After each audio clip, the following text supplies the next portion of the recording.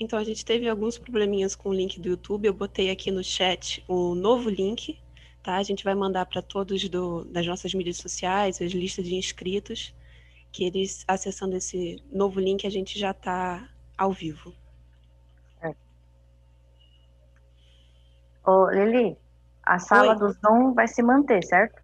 Sim, sim, é só aqui do YouTube que aquele link que os alunos vão utilizar que eu vou mudar em todas as listas, tá bom? Tá bom.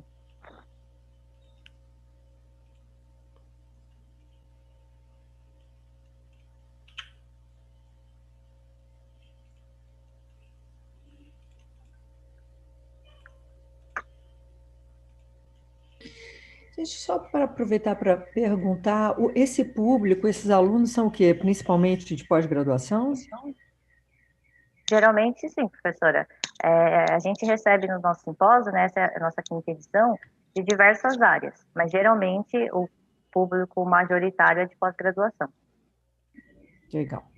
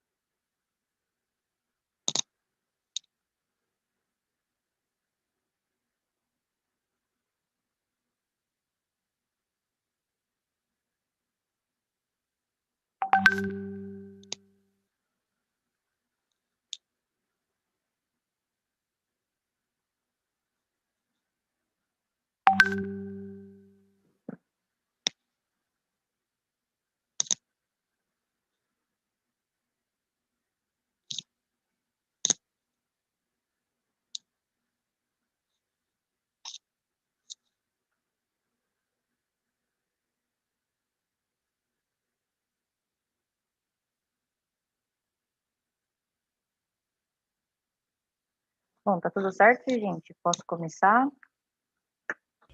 O som Sim, tá tudo ok? certo por aqui. Tá, obrigada, Lili. Nada. Bom, desculpa, gente, todos esses imprevistos acontecem, mas vamos agora dar início ao nosso simpósio. Vamos lá. Hello, everyone. I am Raquel Riuso, President of RSG-Brazil. Thank you very much for joining today. On behalf of RSG-Brazil, I wish you all an excellent event. In a few minutes, we start the 5th Brazilian Student Council Symposium. Before starting, it's important to say that poster session will be taking place during the events on the official website, and the certificates will be sent after filling out Google Forms. All this information is in our description. RSG Brazil is a student organization that aims to develop the research field in bioinformatics and computational biology in Brazil. In addition, you'll have the sick drug design tomorrow, and from Wednesday, 5 short course. To learn more about our projects, LBB, podcasts, and the Yellow Page, follow our social medias. This year, our 5th Student Symposium will honor the 20th anniversary of the first draft of the Human Genome. To celebrate this historic date, you will have the presence of excellent research in the field. Our first speaker is Dr. Márcia Beltrame, professor in genetics department and the postgraduate program in genetics da Universidade Federal do Paraná, leads the CNPq research groups on genetic of human populations, work mainly on a project on ancestry and the health of the Afro-Brazilian population. Dr. Márcia, thank you very much for coming. When everything is ready, you can start. Obrigada. Okay, thank you very much, Raquel. Let me share my screen here.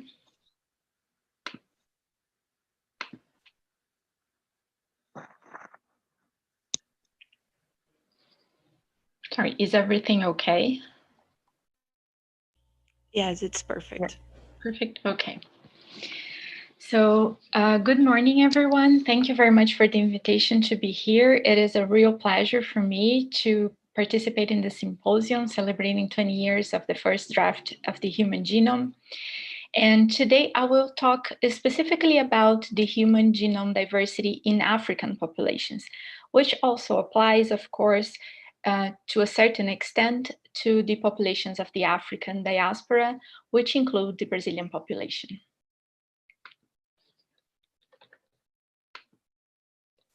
And the first thing I want to highlight is something we have known for a long time already, that the African populations are by far the most diverse populations in the world. And the 1000 Genomes Project, we could already see this nucleotide diversity in human populations represented here in green. The African populations from Yoruba in Nigeria and Lygia in Kenya, in comparison to the other populations of European ancestry in orange and Asians in purple here. Even when we had only few groups sampled in Africa, we could already see that the intrapopulation variation was a lot more than the other populations from other continents.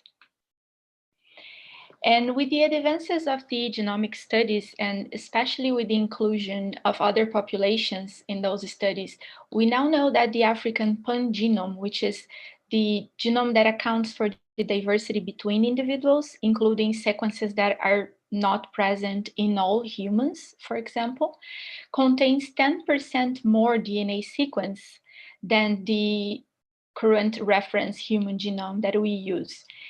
And this includes about 300 million additional variants compared to this reference genome.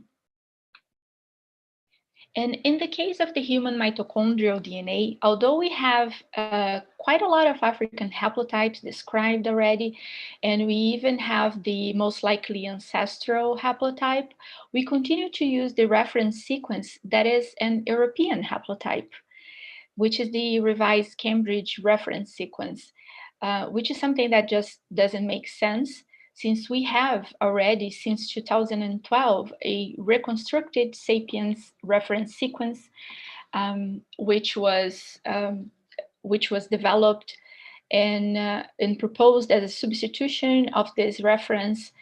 And people still argue about the problems of changing the reference sequence, but the truth is that the positions remain the same, the numbers of the nucleotide positions.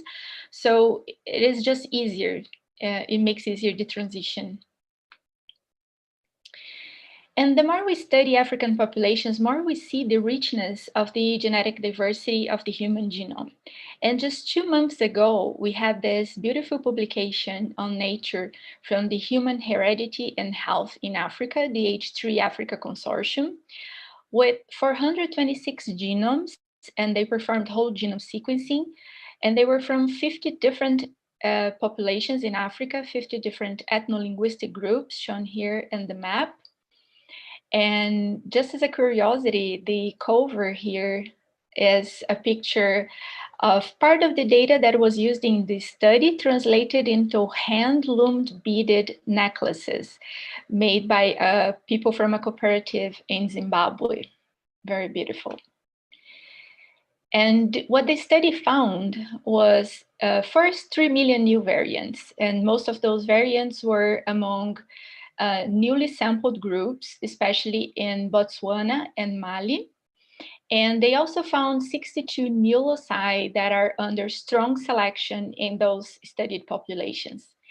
And also the reclassification of variations that were previously considered likely pathogenic according to the ClinVar database, but they were commonly observed in several populations here in Africa, which shows us that they cannot be pathogenic or deleterious mutations. And another well-known fact is that the genetic diversity of those human populations throughout the world is negatively correlated with their geographic distance from Africa, and especially from East Africa. And here we can see the decline of the diversity from Africans and then Europeans, Oceanians, and lastly here we have in pink the Amerindian populations. And this pattern of diversity is mostly due to the fact that our species originated in the African continent. So even though the location, the precise location and the time estimates are not a consensus, and they may never be due to the limitations of this kind of studies with present populations. But in any case, the fact is that the populations that remained in Africa until today, they did not suffer the huge loss of genetic diversity that the groups who migrated out of Africa into Europe and then Asia and lastly Americas, they suffered due to genetic drift. And we also have to remember that Africa is a huge continent where we could fit the United States, China, India, and a lot of countries in Europe all together in terms of size. And we have to highlight here this fact because in the maps we are used to see, we have a big distortion in especially in the north part of the globe. And as huge as this continent is, there is a huge diversity of environments. And this includes, of course, the largest desert in the world, which is the Sahara Desert, but also the second largest tropical forest which is the Congo forest, and of course just loses for the Amazon forest. And we also have lots of savannas, swamps, and mountains, and I mean really high mountains. Just for comparison, the Kilimanjaro in Tanzania is almost twice the height of the highest mountain in Brazil. So I'm really talking about very diverse environments.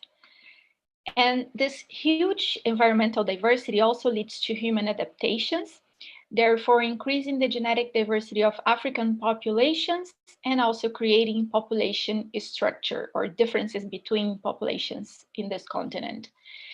And the signatures of these adaptations are evident in patterns of allelic variation that are often associated with physiological traits or prevalent disease. And here we can see samples of various populations in the African continent and the analysis of their genetic structure, showing different patterns of ancestry and genetic admixture that are represented here by different colors. And here in the map, we can see the proportions in the populations. And here in the bottom, we can see the proportions on each individual from each population. Each column here represents one individual. So we can see the huge diversity and variety. And related to the environmental diversity, we also have a broad cultural diversity. And there are populations that use it to practice in the past, or sometimes still practice today, agriculture, pastoralism, and hunter-gatherer populations. And this means very different ways of interacting with the environment and being exposed to the environment. And this, again, creates opportunity for adaptation. And this genetic diversity is also correlated with the linguistic diversity. And there are more than 2,000 ethno-linguistic groups in Africa, and this represents 1/3 of the world's languages. So this also reflects a huge genetic diversity. In fact, we used to determine different genetic groups with the same names we use for their languages. And the example of the lactase persistence is a textbook example of adaptation and also of a gene culture evolution, where the mutation that allowed humans to digest milk as adults became highly adaptive in pastoralist populations that used to consume the milk. And this mutation was located in an enhancer of the expression of the lactase gene, which is the gene that produces the enzyme that digests the lactose present in milk. And this mutation also overlaps another gene, which is the MCM6 gene. And this mutation was described in Europeans, specifically in Finland. And only the individuals who have at least one copy of this T allele here, they can continue producing this enzyme through adult life. But this variant could not explain the phenotype of lactase persistence in African pastoralist populations. And so they went to investigate those populations, and they found that the adaptation of this phenotype also happened in African pastoralist populations, but just with other mutations, different mutations, in a beautiful case of convergent evolution. And there is not only one mutation in the entire African continent, but at least 3 other common causal mutations in those populations. And in Afro-Brazilians, we see the lactase persistence phenotype in frequencies that are lower than the frequencies we find in European populations or in Euro-Brazilian populations. And here in Curitiba, we describe 34% of the phenotype, which includes both heterozygotes and homozygotes individuals for the mutations. And this is similar to the frequencies in other Afro-Brazilian populations, such as in Porto Alegre. But this phenotype of lactase persistence is virtually absent in this Quilombo community, Sertão do Valongo, which is in Santa Catarina state. And this is probably due to the history of foundation and also isolation of this population, which may not be the case for all Quilombo communities, but is very interesting.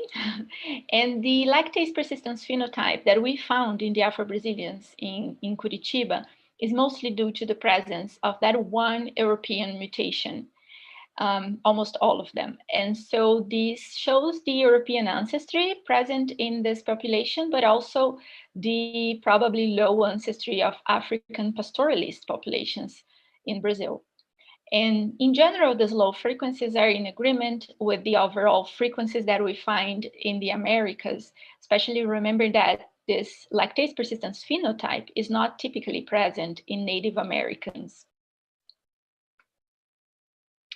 And even when we think about characteristics that we usually attribute to the African continent, such as dark skin color, dark skin pigmentation, we find a huge amount of diversity within the African continent.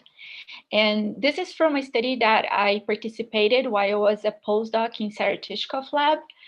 And here we can see various African populations. So from Botswana, Ethiopia, Tanzania. And we can see the distribution of the individual levels of a melanin index that was calculated from the reflectance measurements from the skin, the underarm of the individuals. And this shows us a broad variation in this phenotype. And I have to highlight here that none of those populations here have any European ancestry. So just really represents the African skin pigmentation diversity. And there is also something that is really interesting here is that those populations here with the lightest skin pigmentations, they are representations of the probably the considered most ancestral populations of humanity. So this shows us that at least this kind of variation, this phenotype variation, was present in Africa even before the out of Africa migrations. And so this is another beautiful story of adaptation to the environment, and in this case to a wide range of environments with various levels of sun exposure and vitamin D production that everyone should know about. And other characteristics, such as body measurements that are often used as health indicators, such as height, weight, waist circumference, and body mass index, which is a measurement of your weight in proportion to your height. And that doesn't consider your muscle or fat percentages, but those are also measurements that are of relevance. And these measurements mostly have one threshold for females and then another threshold for males all over the world. And they are used to apply to the consideration of the health of the individual. So especially for cardiovascular disease, certain measures are considered risk-free or risk measurements. And they also, these characteristics also exhibit a lot of variation between populations and variation that is not related to disease risk. So this means that those threshold values that we use now, they cannot be simply applied to all populations, and especially African populations that present a huge variety of phenotypes. So we need to study each population to be able to accurately predict disease risk. And this is also true for cholesterol levels, blood pressure, and several other measurements that we have today. And despite this amazing genetic diversity, we have a huge bias in genomic studies, which are mainly developed in European or European descendant populations, both in number of studies, as we can see here on the left, and in number of participants sampled in each study, as we can see here in the right panel. And we can see represented in red here and here, the percentages of African populations or populations of African ancestry. And we can see in total that less than 10% of the Jews and a little bit more than 2% of the individuals participating in GWAS are of African ancestry. And it is also important to remember that a large part of those studies are genotyping arrays, which contain a limited number of variants that are usually common in European populations because they were selected based on genomic studies on European populations. As we can see here in blue, it's the majority of these studies. And so there is also this bias in the selection of variants, even though we have nowadays some commercial arrays that include a little bit more diversity. They're not enough to include African diversity. And another big project we have that detects EQTLs, or genetic variants that are associated with increased or decreased gene expression. Here they measure gene expression through the mRNA levels and in multiple human tissues, is the GTEx, this genotype tissue expression. And this information is really important if we remember that most of the genetic variants that are associated with disease or really any kind of phenotype in GWAS are non-coding variants. And there are two main hypotheses why they are associated. One is that they are in linkage disequilibrium with a causal variant. And the second one is that they could interfere in gene expression. And basically all we know about EQTLs comes from a sample that is 85% white Americans. So again, of European ancestry. And especially because this is based on the statistical associations with no biological confirmation, it's just a statistical association, EQTLs vary a lot between populations.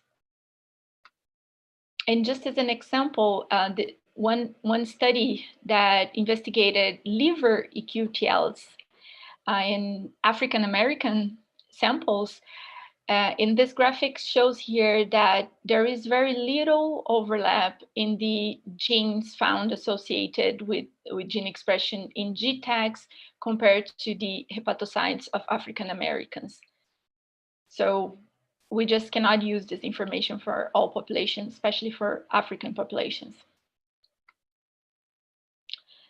And with the majority of our knowledge being about the European populations, so then comes the question of how well can we predict the impact of the genetic variants on disease risk in other populations other than European populations. And in this graphic here, we can see that the prediction accuracy is really low and is especially low in African populations, a little less than 25% only. And this shows us how much our genetic and medical knowledge is biased and the huge consequences this has on African populations and also in populations of the African diaspora, such as the Brazilian population. And these differences between populations, besides being due to the presence, absence, and frequencies of genetic polymorphisms in general, it's also in large part due to the variation in linkage disequilibrium, in the patterns of LD between populations, and the fact that these LD blocks are way smaller in most African populations than in populations of other continents. And if you don't know what LD is, I will try to briefly explain it here with an example of a DNA sequence with 3 tag SNPs that are highlighted here. And this DNA sequence has a lot more SNPs occurring in this comparison here, but they are occurring in 4 different allelic combinations, or as we call them, 4 different haplotypes. And despite all the nucleotide differences we see between those haplotypes, using the genotypes of only those 3 SNPs here that we call tag SNPs, we can already determine the whole combination, or which is the haplotype present in that specific chromosome. And that's why they're called tag SNPs, because they tag the entire haplotype. And this happens because of linkage disequilibrium, or the fact that those variants, those alleles of various SNPs, they only occur in a certain number of combinations in each population.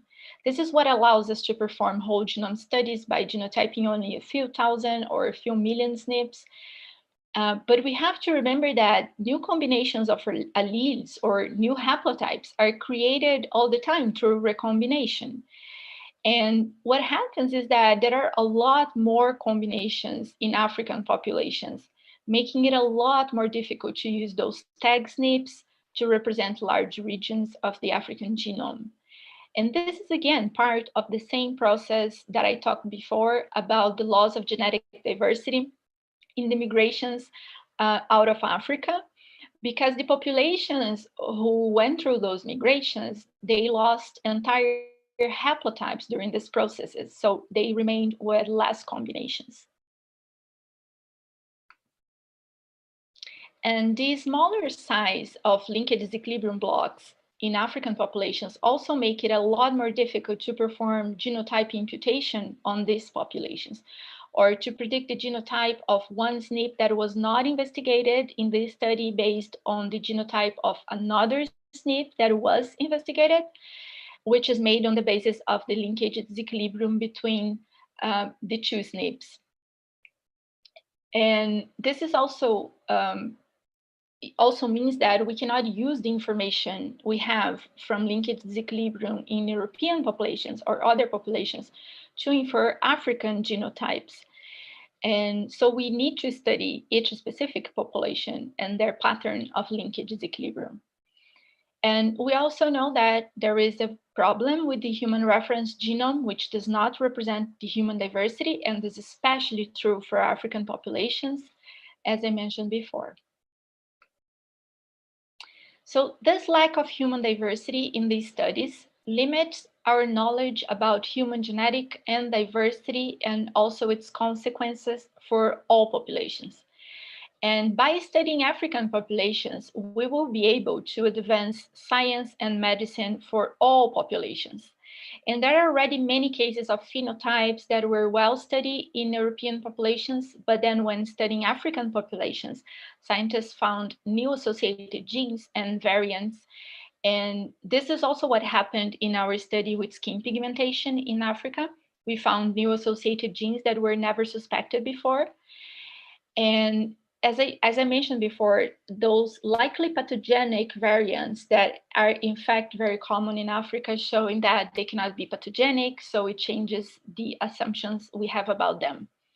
And so a fundamental limitation of this that we call the precision medicine is the underrepresentation of the African populations in GWAS, which are the most diverse populations and can present genetic signatures that could influence the identification of treatments, of medications for everyone. And one example of this is this medication that is a cholesterol lowering drug or medication, was developed after the studies in African ancestry people, people of recent African ancestry. And when they found new variants on this gene, PCSK9, and they developed this medication that actually is good for everybody from all populations. So this is just one example. And one example of the reclassification of pathogenic mutation is the hypertrophic cardiomyopathy. That is a disease that is caused by several different mutations. But there is a genetic testing that is used to assess the risk of developing disease in patients' relatives. And it's also used, this genetic testing, for help the diagnose of the disease in patients that have ambiguous clinical presentations. And although there are several variants, those 5 here that are represented in this graphic on the left, they together account for 75% of all cases, and especially this one here, what alone accounts for 43% of the cases. And when studying other populations, so here in this graphic, we can see the comparison of the frequencies for those 5 variants in Black Americans compared to white Americans in blue, Black Americans in red. And all 5 had significantly greater frequencies among Black Americans compared to the white Americans. And including this one, the most common one, had 27% allele frequency for Black Americans, showing that none of these mutations are pathogenic or can be considered deleterious mutations, although they are associated with disease in European populations. And they also performed some simulations showing that even small numbers of Black Americans, such as 10% of the cohorts of these studies, probably would have prevented this misclassification of the variants. And even when the European mutations are in fact causal mutations for a disease, we may have the same diseases caused by other mutations in African populations, which is the case of cystic fibrosis.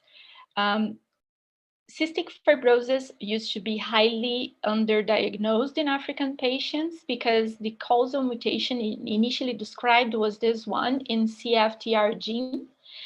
And it accounted for more than 70% of all cases in white Americans. But then it was used as a diagnostic, but only 29% of the cases of Black Americans were due to this mutation. And this also applies to Brazil. So this made scientists go and investigate further. And today we have several mutations in this gene that are causal mutations for this disease.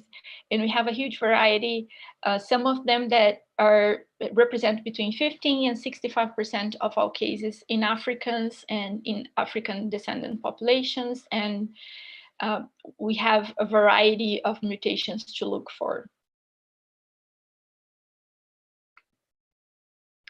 And we also have genetic variants that influence drug metabolism and drug efficacy. And one example is the case of warfarin, and this is an anticoagulant that was largely used, but in different doses depending on the genetic composition of each individual. So the genotypes of these three genes here were used to predict warfarin dose, because together they explain almost 60% of the individual variation in this drug metabolism, but in Europeans. Because in Africans, it explains much less, and it cannot be used to calculate the adequate dose of the medication.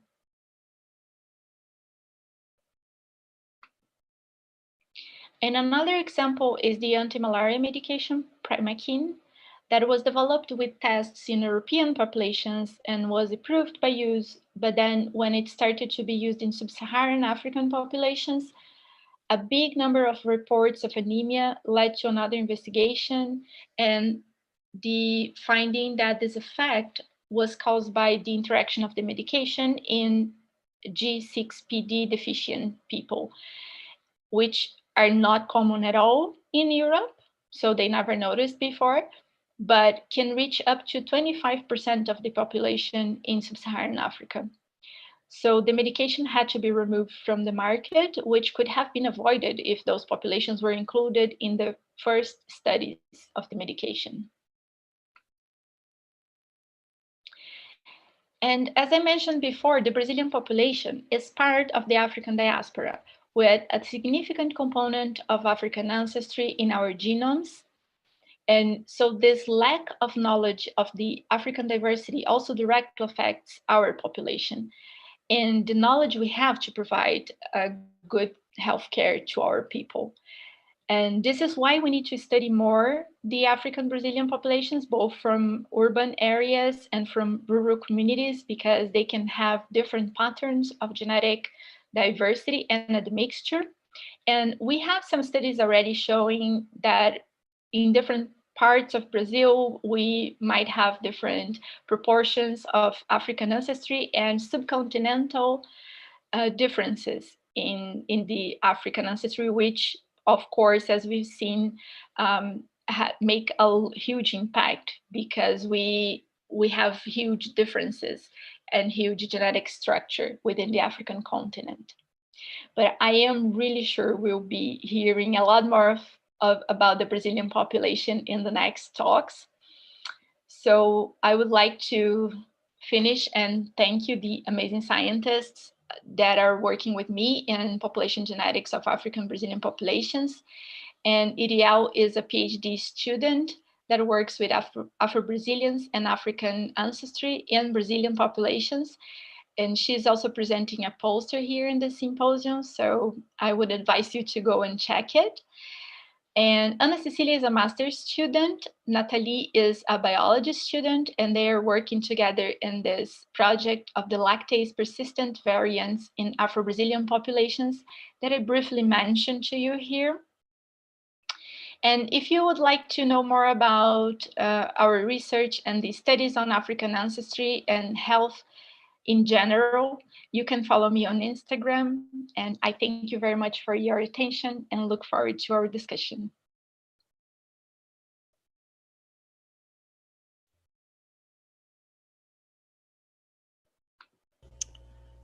Thank you, Márcia. Raquel, are you here?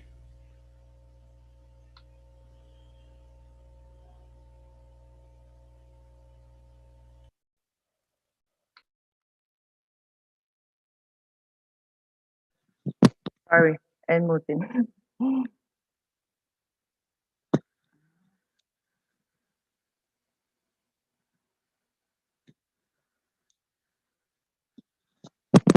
Thank you very much, Dr. Márcia. Everyone, if you have any questions, you can send us by chat that we will answer in our discussion session.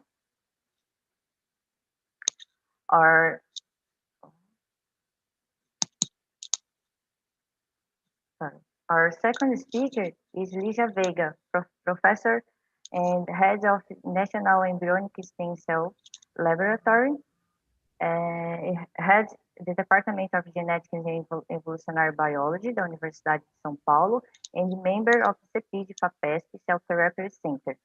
Dr. Lygia, thank you very much for coming. When everything is ready, you can start. Okay, thank you. I'm going to share my screen. Can you allow me to share my screen? No. Yes, I just did it. Okay. So let me put up my presentation.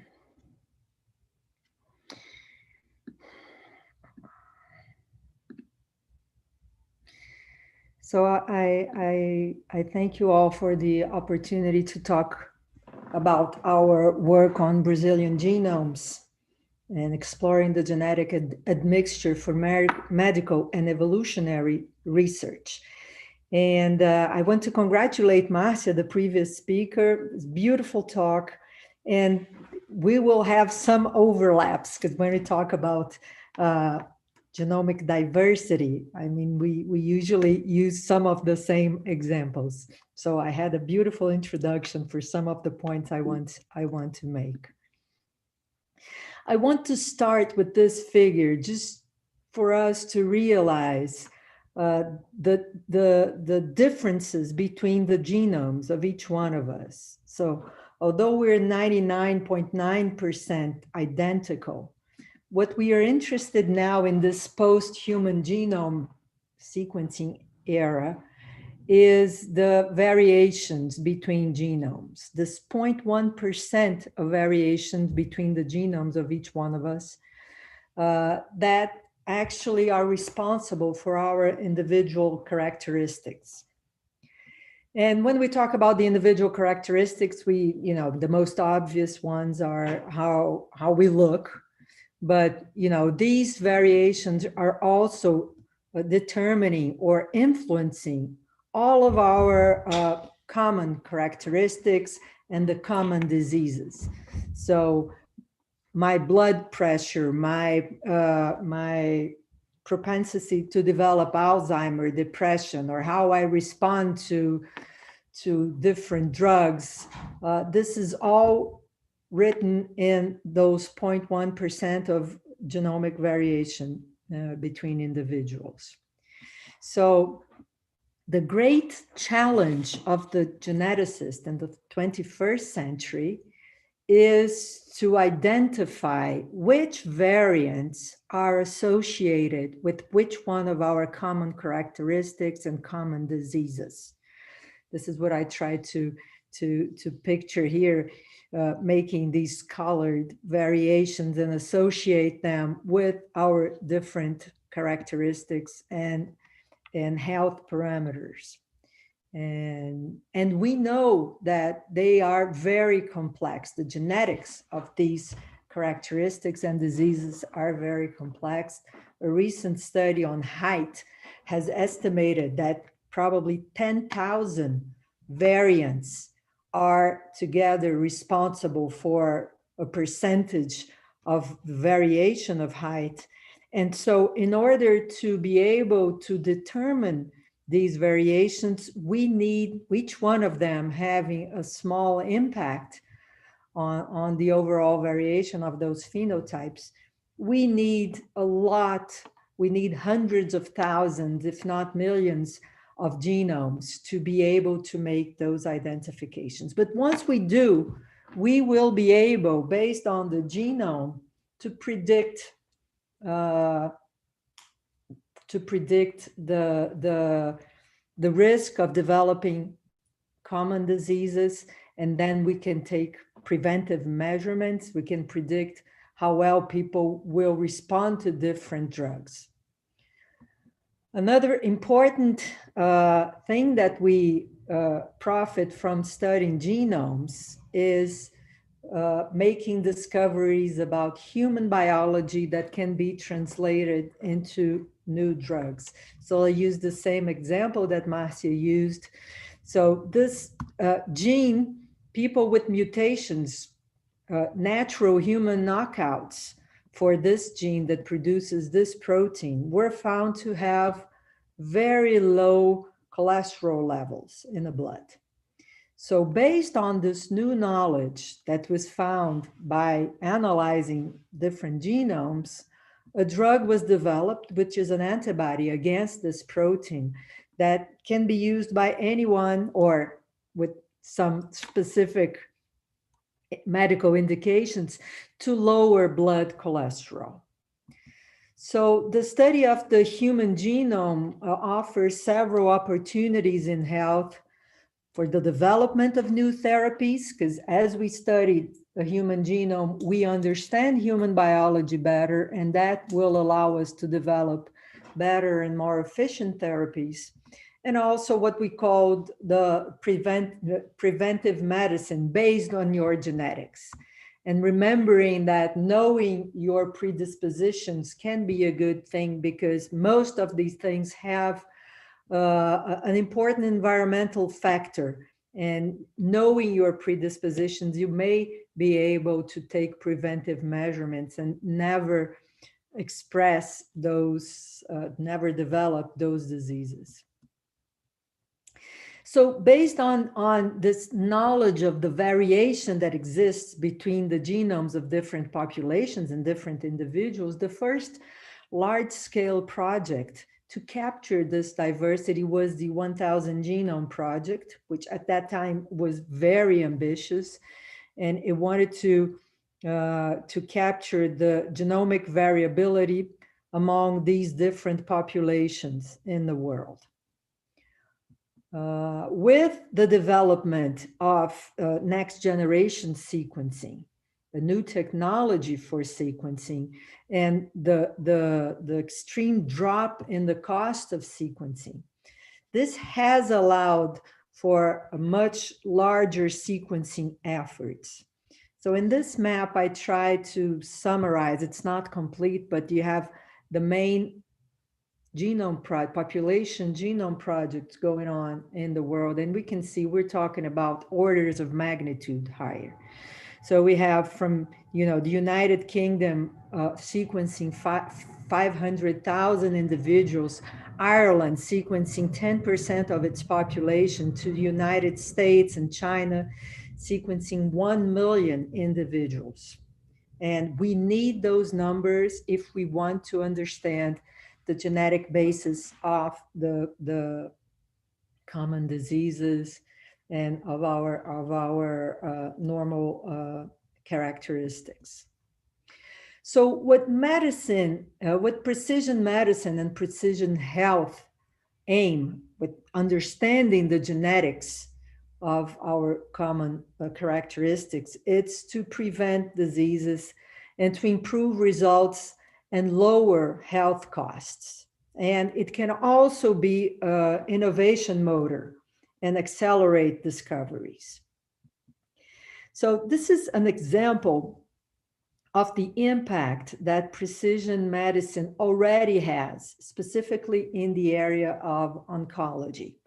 So this was a clinical trial of a population of cancer patients where half the group was treated with standard chemotherapy, and the other half was treated with targeted cancer therapy. So cancer therapy based on the sequencing of the DNA, the tumor DNA. And as you can see here, the overall survival of the standard chemotherapy group was 25 weeks, and we have almost double survival of the group whose therapy was based also on the knowledge of the genetics of their tumor. And if we look at the cost, the health cost, even if we consider, the cost of the sequencing of the genetic analysis, which was zero in the control group, the targeted group, we also observe a lower cost in health management of this group.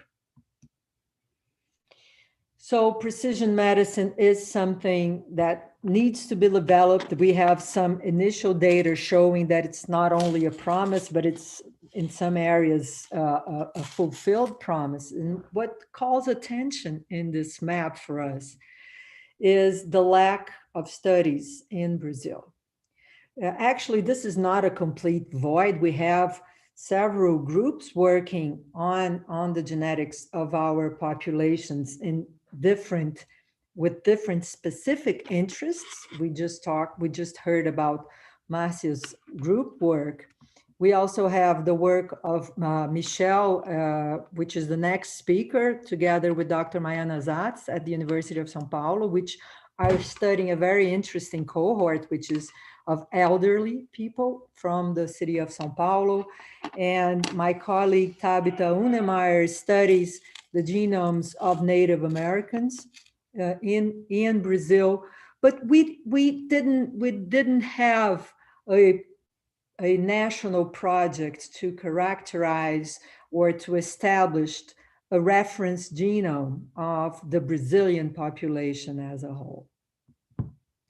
And Márcia has said that already, and we decided to put this project up when at the end of 2016, and this hasn't improved much since then, there was this awareness of the lack of diversity in human genetic studies, where up to 80% of genomic data and GWAS studies was being performed in people of European ancestry. And if we look at the Latin America here, we have a little more than 1% of these studies. So this represents, we have two things here. The first thing is this, for whom are we developing precision medicine? And we already know that polygenic risk scores that are established based on genomes of European descent are not as precise when they're used in populations of other genomic ancestries. So if we want to develop precision medicine for the whole population of the world, we need to learn more about the genomics of other people. And the other problem there is the lack of opportunity. We're missing opportunities when we don't study diverse populations. So this work here shows that when they studied multi-ethnic and admixed populations, we were able to identify 27 new loci for different phenotypes. So the more diverse populations we study, the greater the chances that we will make new discoveries about human biology. And what is so different about the Brazilian population? The Brazilian population is probably the most admixed population, or one of the most admixed populations in the world. So we were 5 million Native Americans when the Portuguese arrived.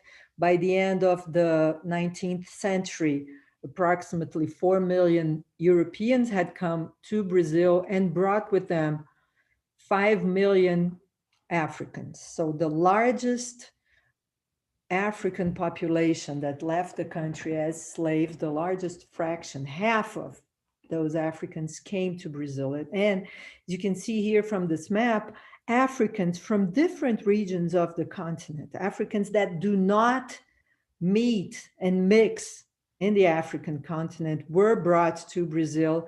And here they mixed, giving rise to the current highly admixed Brazilian population.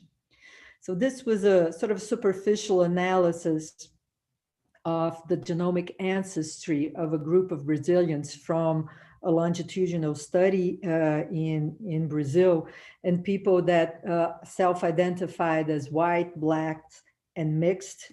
And we can see each line is an individual, and we can see the different proportions of European in pink, African in red, and Native American genomic ancestries in these individuals.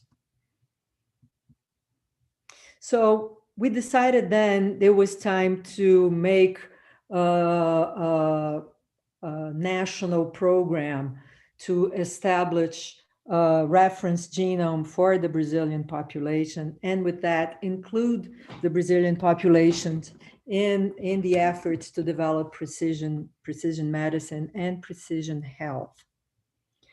And the project, our strategy, because in these projects you have two large endeavors. One is to clinically characterize the individuals, and then to do the genomic sequencing. And so we decided to take advantage of groups of cohorts of Brazilians very well characterized clinically by different other ongoing projects, most of them sponsored by the Ministry of Health. So we have this RSG-Brazil, Baipendi, Corações de Baipendi, Elsie and Elsa, and some other in here that are studying the health of different groups of Brazilians. And together they amount to almost 40,000 Brazilians. And they already have a large data bank of clinical and social data on these individuals. So our strategy is then to make collaborations with these groups where they share some of the clinical and social data. We provide the sequencing to create a database of genomic and phenotypic data from Brazilians for research. And we have just published this strategy last month at the American Journal of Human Genetics, if anyone wants to read more about it.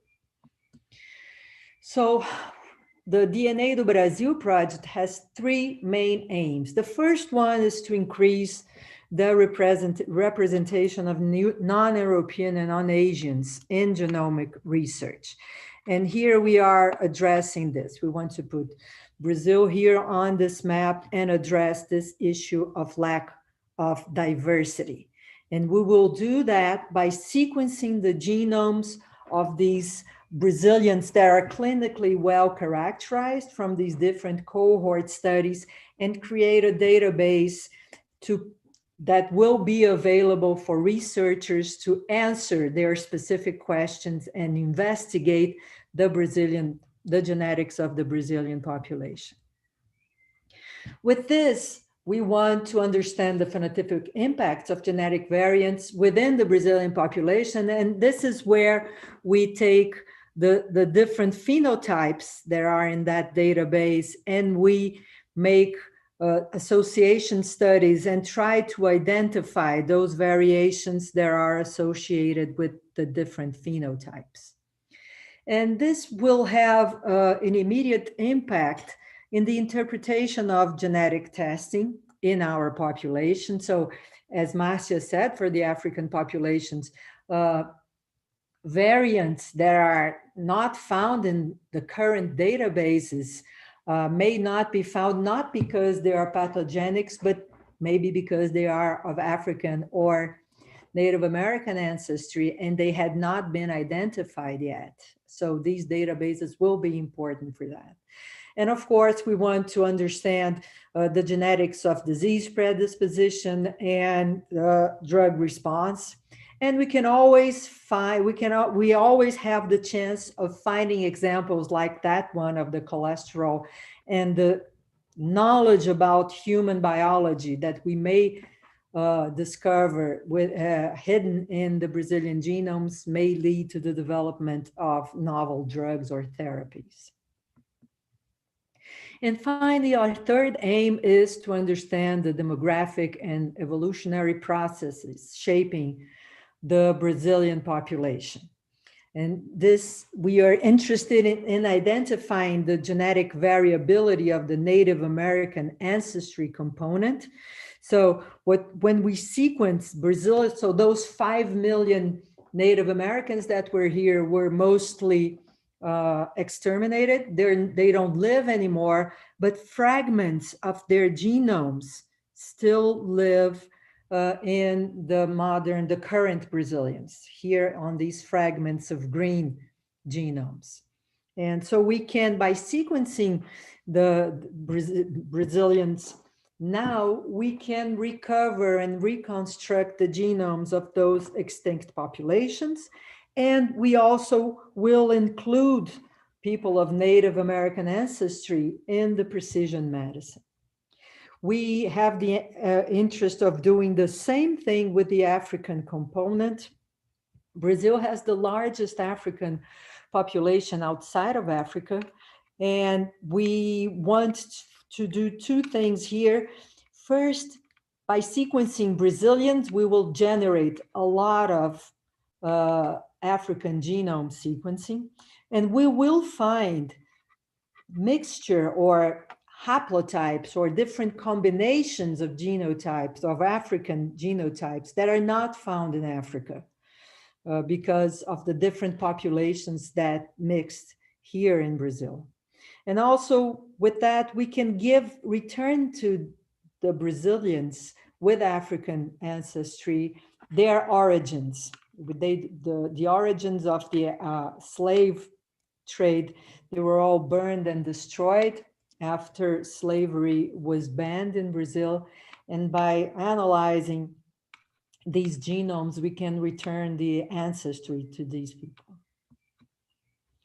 So we launched the project in December 2019 with the support of two private companies, the DASA Diagnostic Group, that gave us 3,000 whole genome sequencing as service, and Google Cloud, who gave us the cloud space to process and storage those data.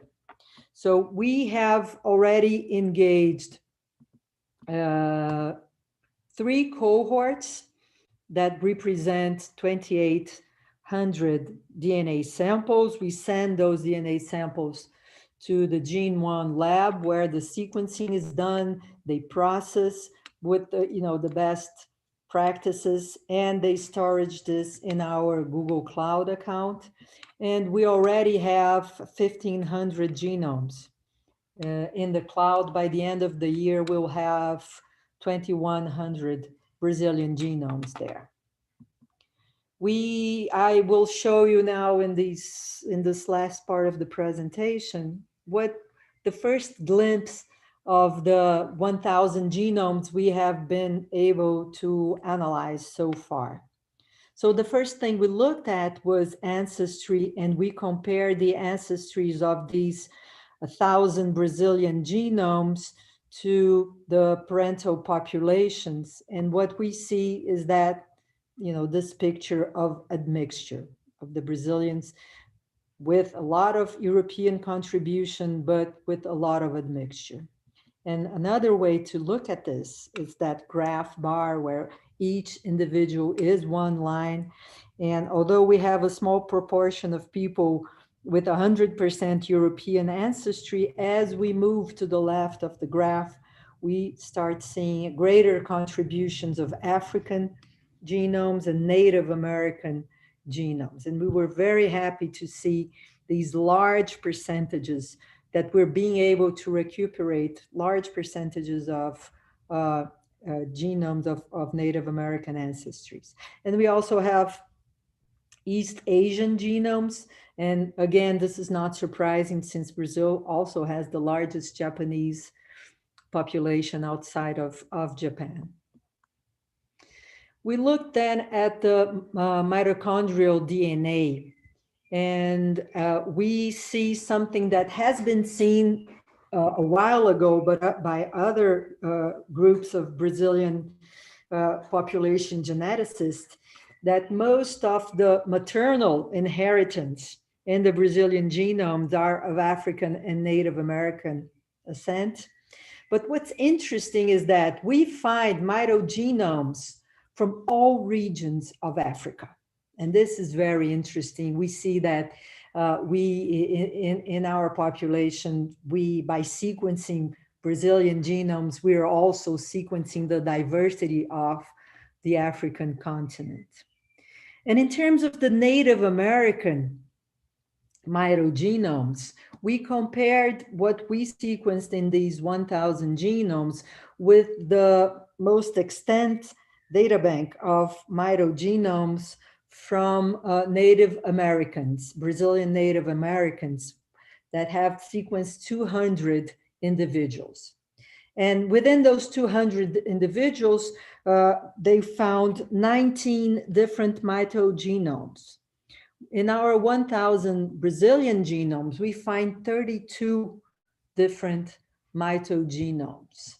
And 18 of those are novel, are not present in the current Brazilian Native Americans. So as we predicted, we are recuperating sequences of Native American ancestries that have been extinct, but they still survive in the Brazilians now. And then when we look at the Y chromosome, again, as had been seen before, and we confirm here, most of the paternal inheritance is of European ancestry. And I think we found only one Y of Native American ancestry so far. The other thing we looked at and was the number of variants that we can find in our 1,000 Brazilian genomes. And we compared that number with the HGDP project that was published this year, a few months ago, where they analyzed 54 populations. So they sequenced the genomes of 900 individuals from 54 different populations, and they identified this number of variants. When we sequenced almost the same number of individuals from one population, the Brazilian population, we were able to identify 87% in terms of number of variants as sequencing 54 different populations. And when we look at the number of the percentage of novel variants, 42% of those variants are not present in those 54 populations. They are only here in our DNA do Brasil in the first 1,000 genomes. Our group went on and compared this also with the 1,000 genome. And when we look at the number of variants that are exclusive in our first 1,000 genomes of DNA do Brasil, most of them are singletons, as we expected, but we can find 3.8 million new rare variants and 300,000 common new variants in those 1,000 Brazilian genomes. So what I showed you are, the very preliminary analysis. We are doing much more in-depth analysis of these data. And the next steps that we have another 3,000 samples ready to be sequenced and lined to be sequenced. We need to make the variants and their respective frequencies readily available to have an immediate impact in the interpretation of genetic tests in our populations. One challenge that we will have with this approach of putting together different cohort studies will be to harmonize the phenotypes, to make everybody speak the same language and score the different phenotypes with the same nomenclature. We need to build this database of genomes and phenotypes in order to have this public resource to promote research in the genetics of the Brazilian population. And we need to develop a policy for data access. Our idea is to give the access to the data for at least 18 to 24 months to Brazilian groups in order for the Brazilians to have a competitive advantage in turning those data into new knowledge. And then we will eventually make it controlled but public, as other genome projects, international genome projects do. We need to engage other cohorts, and if we want to reach the standard numbers of hundreds of thousands of individuals being sequenced in genome projects going on in countries which are much less diverse and admixed populations, we will eventually need to engage with the public health system to reach 200,000 genomes.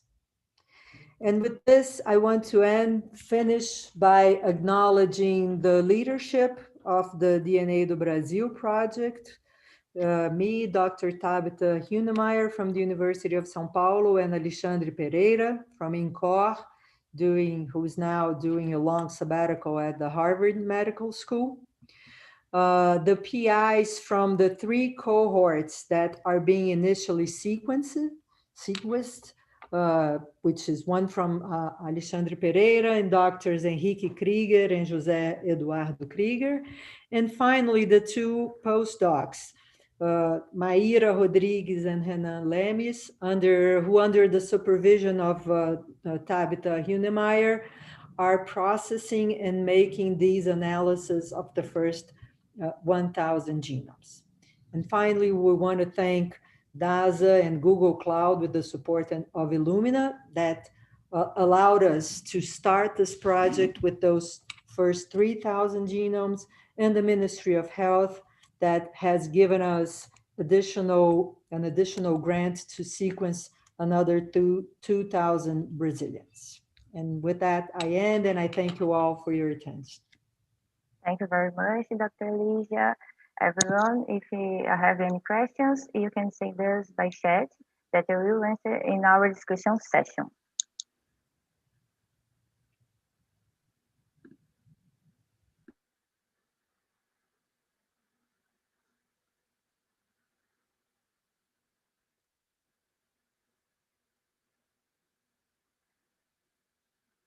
Our last speaker is Michel Naslavsky, professor in the Department of Genetics and Evolutionary Biology, Instituto de Biociências da USP. We conduct scientific research activities and human genome and stem cell research Research Center na USP. Dr. Michel, thank you very much for coming. When everything is ready, you can start. Thank you very much, Raquel. Let me share my screen, and then you can tell me if it's working. Can you see my screen? Yes. Yes.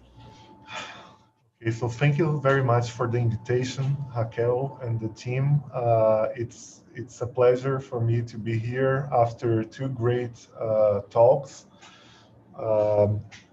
As Professor Lygia told you, I'm also going to overlap a little bit in the beginning, in the introduction, and then I'll bring some results from our project, and I think that it's going to converge into a very important discussion that Brazil is not anymore lacking behind.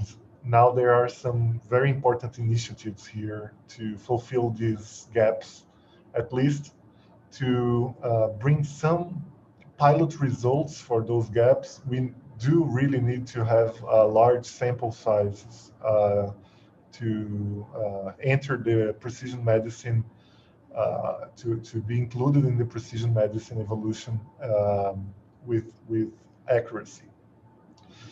So I'm going to present some results from our whole genome sequencing project from individuals in São Paulo city, and how these results can influence the quality of diagnosis and overall precision medicine. So I'm a professor at the University of São Paulo, and before being a professor, I was already a postdoc and a doctoral student at the Human Genome and Stem Cell Research Center, which now it's a building for 20 years, but before that, even since the 60s, it enrolls families and affected individuals with genetic disorders, mainly neuromuscular and neurodegenerative disorders, initially by genetic counseling, and then when genetic tests became available, they were implemented right away in a fashion that patients are contributing to research projects, and the research projects, they can bring some kind of clinical information back to the patients. And this tradition was performed basically on disease-centered idea focus, and I'm going to show some results on the normal distribution of variants among the population, because we do need to have controls for most of the studies, and this is fulfilled by our project. As Professor Lygia and Professor Márcia told you before in this session, NGS, next generation sequencing technology, became life-changing for basic sciences and also for medical applications in human genetics, including this price drop much more steep than Moore's law, which is already very important, very relevant in the computational world. This was also allowed by the computational advancements since this time. And basically, NGS helped discovery of maybe now 5,000 genes associated to monogenic disorders. And as a basic pipeline for monogenic disorders diagnosis, you start with the clinical observations. And this is a paper, a very nice review on pediatric disorders, but it can be expanded to any monogenic Mendelian-based disorders. So after you have the clinical information, and this is something Professor Lygia also mentioned, which is very important, is the harmonization of phenotypes in order for us to compare and group disorders. You go after the indication for tests, a diagnostic test, and basically we go after available NGS-based tests, such as sequencing panels or whole exomes, which are still the whole exomes are still the gold standard for diagnosis. But you end up with at least on average 30,000 variants in each exome. And if you use a whole genome sequencing as a test, you end up with on average 5 million variants in the genome compared to the human genome reference.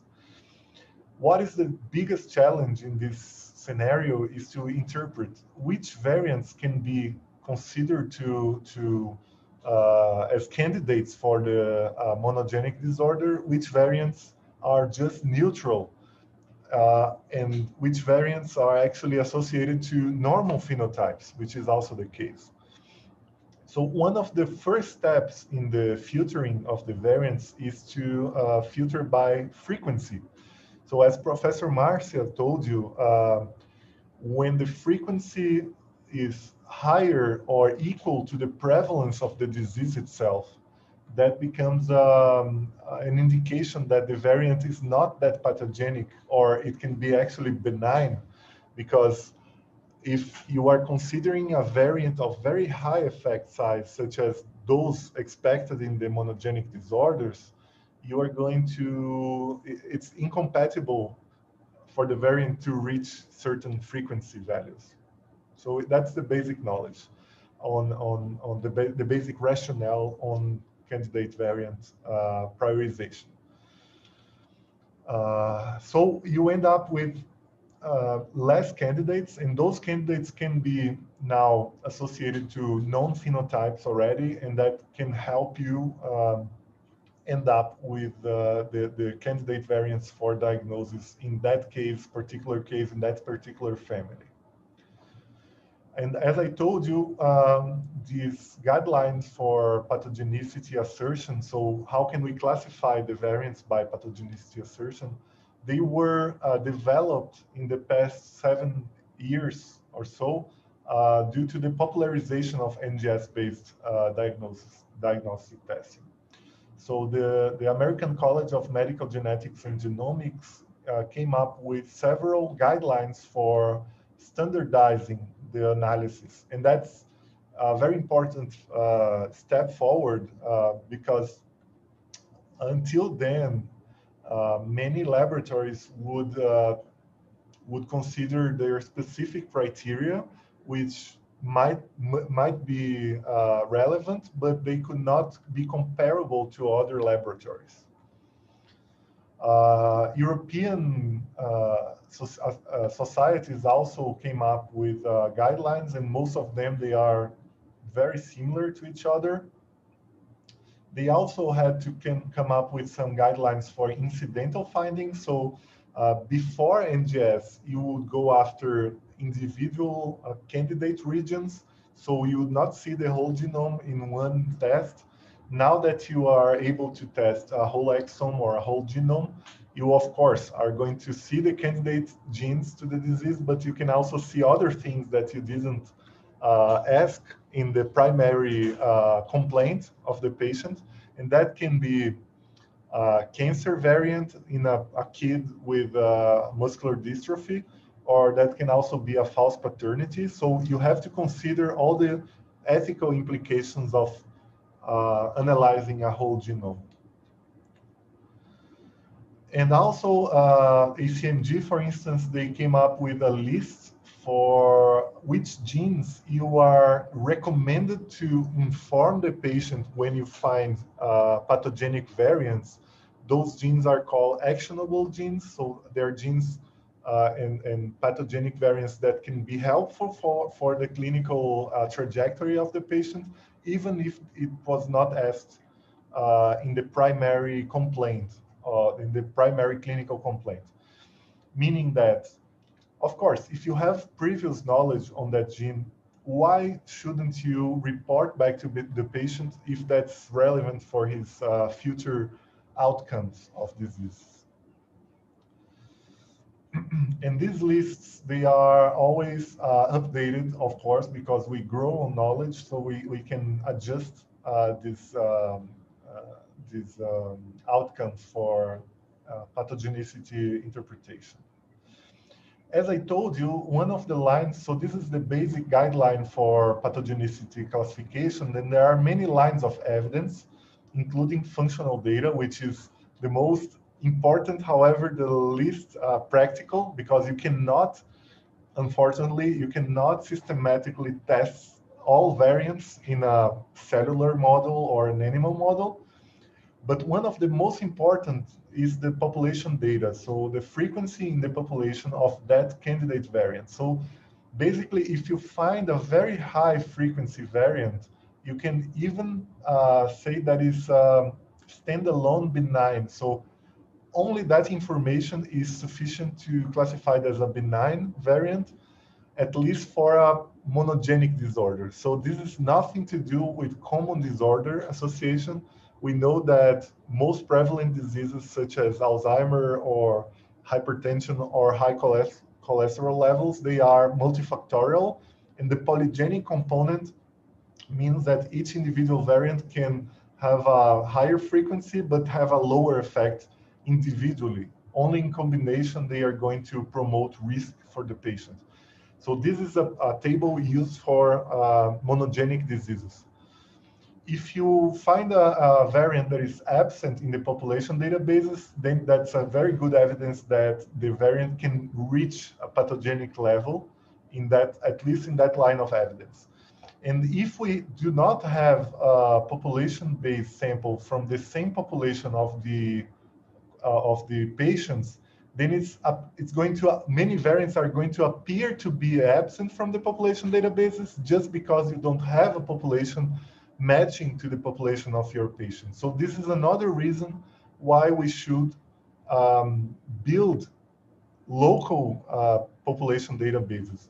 And Brazil, it's so big, we should actually do as Professor Lygia said, and go after many cities and many regions of Brazil and create these population databases to at least embrace most of the diversity. And how can we be sure that the controls are unaffected? So remember that you are trying to diagnose a kid or an adult in the late 20s or the 30s, and you are going to compare to a population data set. And sometimes, if the disease that you are studying can have an onset that is older than the average of the database that you are searching, you are not completely sure that the carriers of that variant are not going to be affected by the disease. So this is a probability problem that is actually very important. So depends on the age at onset of each disease. So if it's a childhood onset disease, you can almost be sure that whoever carries those variants in the database might not be affected, because most of those databases are selecting unaffected individuals. However, if you want to be sure as a high probability of not being wrong, one alternative to that is to use elderly individuals. So elderly individuals from a population, they already are advancing the age of onset of most disorders. So this is one of the designs of the study. So you can cut off at 60 or 70 or 80 plus, and then you are more sure that those individuals are unaffected by a disease. And if they are affected by a polygenic disease such as hypertension, as older as they get without the disease, this indicates a very interesting control group for analysis. And this rationale was proposed by Professor Mariana about 12 years ago, and we began to collect about 10 years ago this cohort.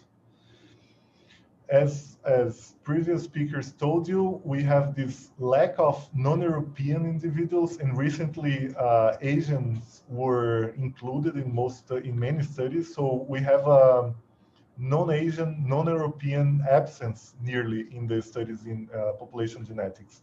And as Professor Lygia also told you, if you want to pinpoint the genetic architecture of complex diseases, you need tens of thousands of individuals participating in those studies. So Brazilians are Latin Americans geopolitically, but they are maybe not the same as Hispanics. And this is something important to say, that America was very heterogeneous when it was recently populated by other populations other than Native Americans. So as I told you, the goals were to build a database of controls with ancestry matching to the patients. As they are elderly, this is a tool for interpretation of variant pathogenicity, and also a very interesting resource for collaboration in healthy aging studies.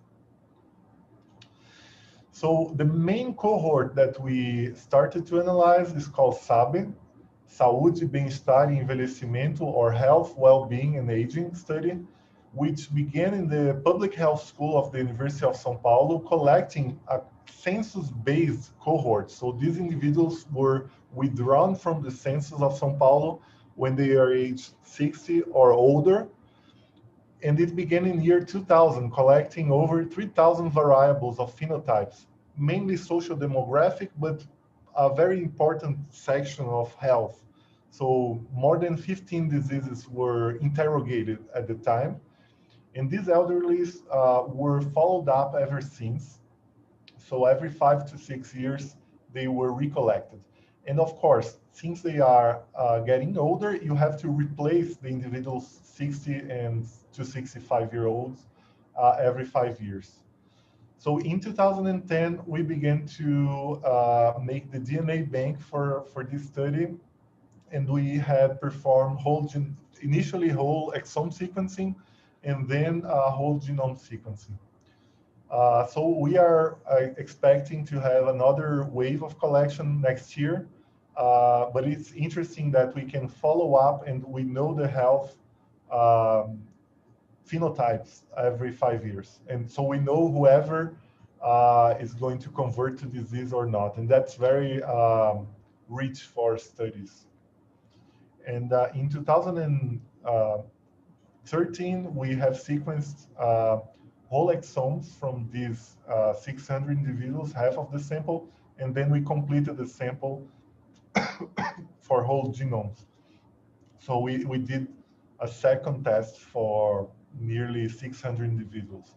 And these variants were then in 2017 deposited in a publicly available website, which was recently updated with this data set. And this project has the coordination of Professor Maria Lúcia Lebrão and Lygia Duarte from the Public Health School. As many of you may know from bioinformatics, so whole genomes or any kind of next generation sequencing data has to be evaluated with care because there is a lot of false positives. So along with a very interesting team of researchers, most of our bioinformaticians are women, and that's important to say. This is we need to have this stimulus for the students. So we developed together an algorithm for classification of the genotypes. This was performed with Tatiana then, and recently with Jacqueline and Marilia. So we have a flagging system for genotypes based on depth of coverage in the genotype, in the individual genotype itself, and also a allele balance for the genotype. And then we can classify the variants as high confidence with different levels of confidence. And also we can have a red flag for bad variants. Just to give you an idea, so 1,171 whole genomes of unrelated individuals gives us about 78 million variants, of which many are spanning deletions. So there are deletions in one allele and a variant in the other. But considering only the classical single nucleotide variants or indels, we find in the high quality bin of classification about 72 million variants. As Professor Lygia also told you, just if you exclude the variants that were already described elsewhere, such as DB, SNP, or GenomeAds, which are the largest data sets, also 1,000 genomes, we still find nearly 2 million variants that were absent, high quality variants absent from those databases. Many of those are loss of function, so are variants that create premature stop codon. Also, as told before in this session, Brazilians are highly admixed. So this is admixture analysis. São Paulo has a large Japanese population, which in this generation, so this is the self-declared ethnicity. Asians respond to individuals with a very high homogeneous East Asian component. This Native American is probably background of the analysis.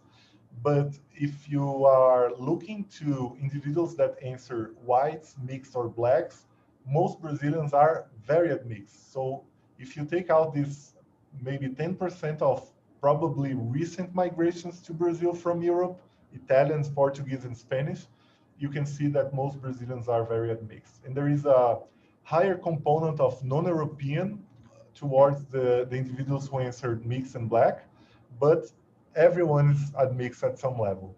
And this can also be seen in principal component analysis. So this is the island of Japanese individuals in this generation still not admixed. And this is the full spectrum. So in this first round of analysis, I'm not going to explain each one of them individually. Let me just follow the time here. 22 minutes, okay, so I have halfway there. I'm going to explain some of the analysis performed so far. So as also Márcia told you, we did a manual curation of the pathogenic variants in clinically relevant genes, and that's important because we are trying to reclassify those variants if they are really pathogenic or they're probably not pathogenic, and also the peel-off distribution.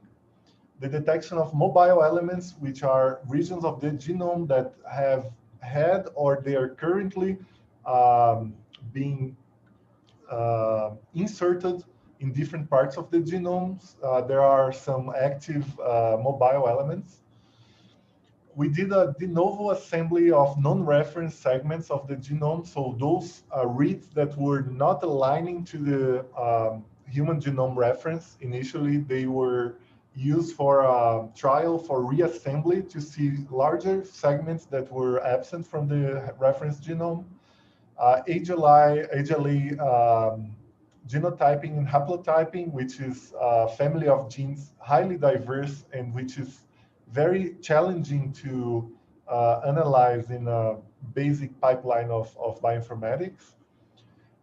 We performed imputation both for HLA and for genome-wide using reference panels derived from SABE cohort and SABE plus 1,000 genomes cohort.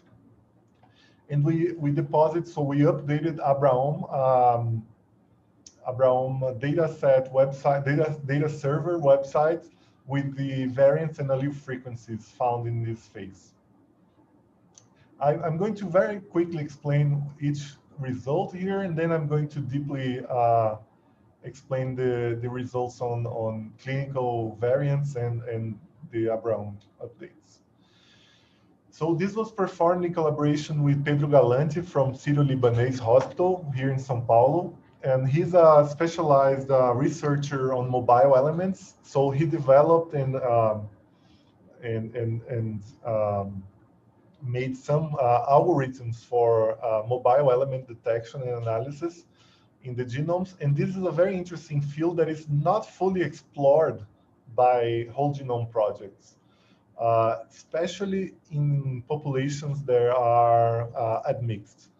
So Pedro identified nearly 8,000 mobile elements events in the 1,200 genomes from SABE.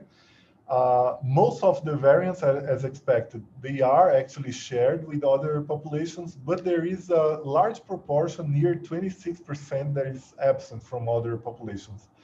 Many of those are singletons, but many of those are also private to SABE. Of course, they are not private and exclusive of São Paulo. Probably they are shared within the parental populations that made up São Paulo. And also, this large number is probably reflecting the lack of studies on mobile elements worldwide. Interestingly, there is a variation among individuals. So some individuals are less prone to have mobile elements, but most of the individuals have about 800, on average, 869 events.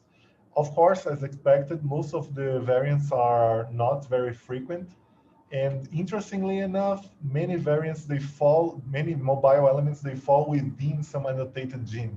So now we are investigating whether these mobile elements that fall within the CDS region, the coding region of the gene, is actually associated with some phenotype. The non-reference segments of the genome were evaluated by Professor Victor Guriev and team from Groningen University in Netherlands. And that's a very interesting part of the study because Professor Guriev retrieved some studies made elsewhere. For instance, the African pangenome cited by Márcia, but also the Han Chinese whole genomes and the Go Netherlands genomes.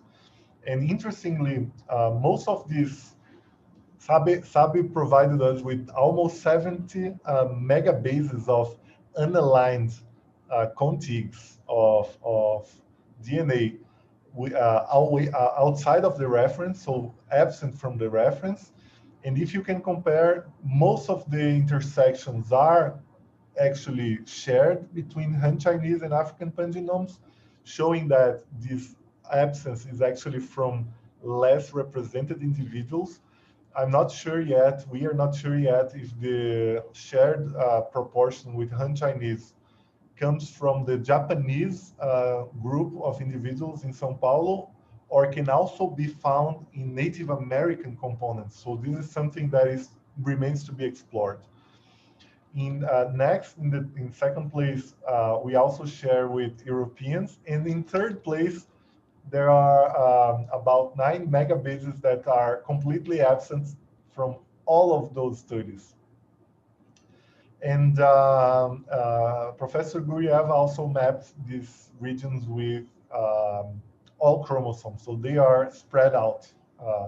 The segments are spread out. Another collaboration, as I told you, with HLA genes, which are highly diverse, is provided by a collaboration with Professor Eric Castelli from Unesp Botucatu. And as you can see, we found a very high diversity on HLA in SABE cohorts, comparable with other Native American samples and African samples. Europe, as you can see, is the least diverse in HLA, which is expected by the bottleneck effect of the migrations from Africa to Europe. And as you can see, very rare variants are mostly novel in our sample.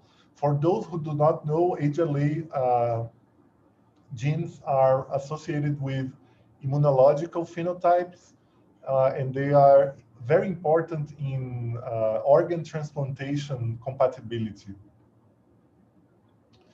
Also, HLA imputation is very hard, so due to the diversity, and this was performed in collaboration with Diogo Meyer and Kelly Nunes, a group from our department here at USP. And they also found that some genes are actually more sensible for imputation gains using SABE data sets such as HLA-B. And this is a probability function to detect which frequency beans are more likely to be accurately imputed. Marilia is a postdoc and a co-first author of this paper. She did many analyses, but the main one in this paper was the genome-wide imputation accuracy in collaboration with Professor Eduardo Tarazona from Minas Gerais.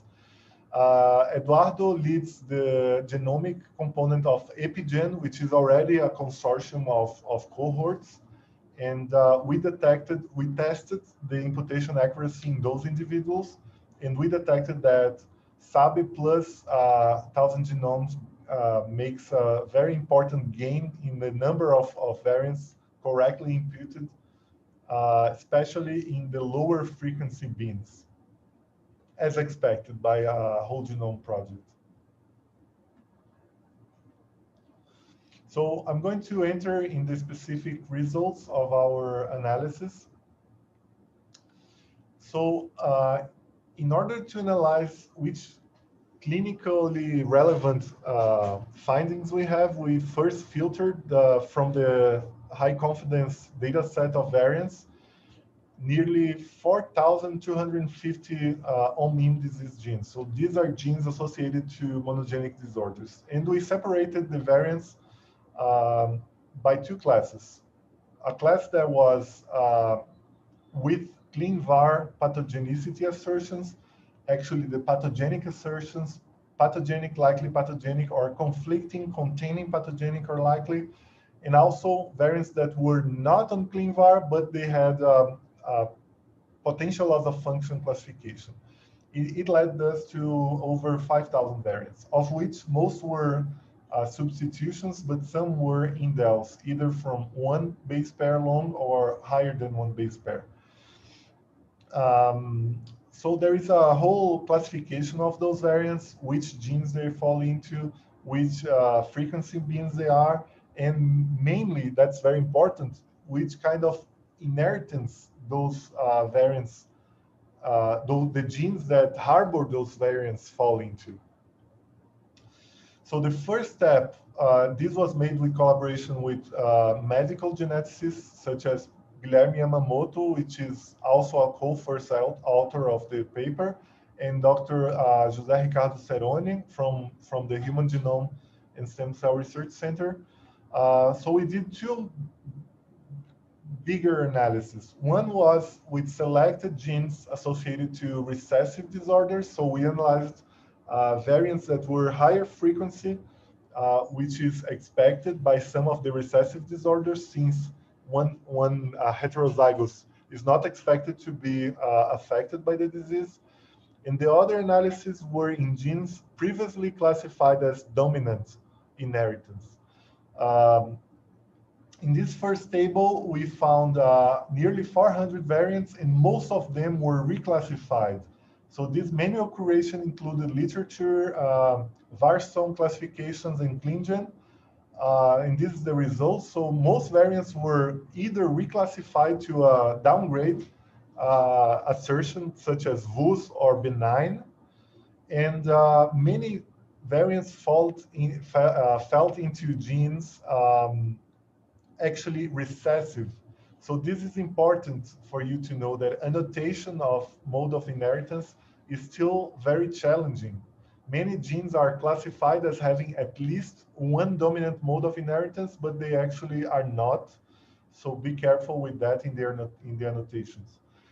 Many other classes that we included after curation were also recessive alleles, meaning that the variant is pathogenic only when a second variant is found in trans.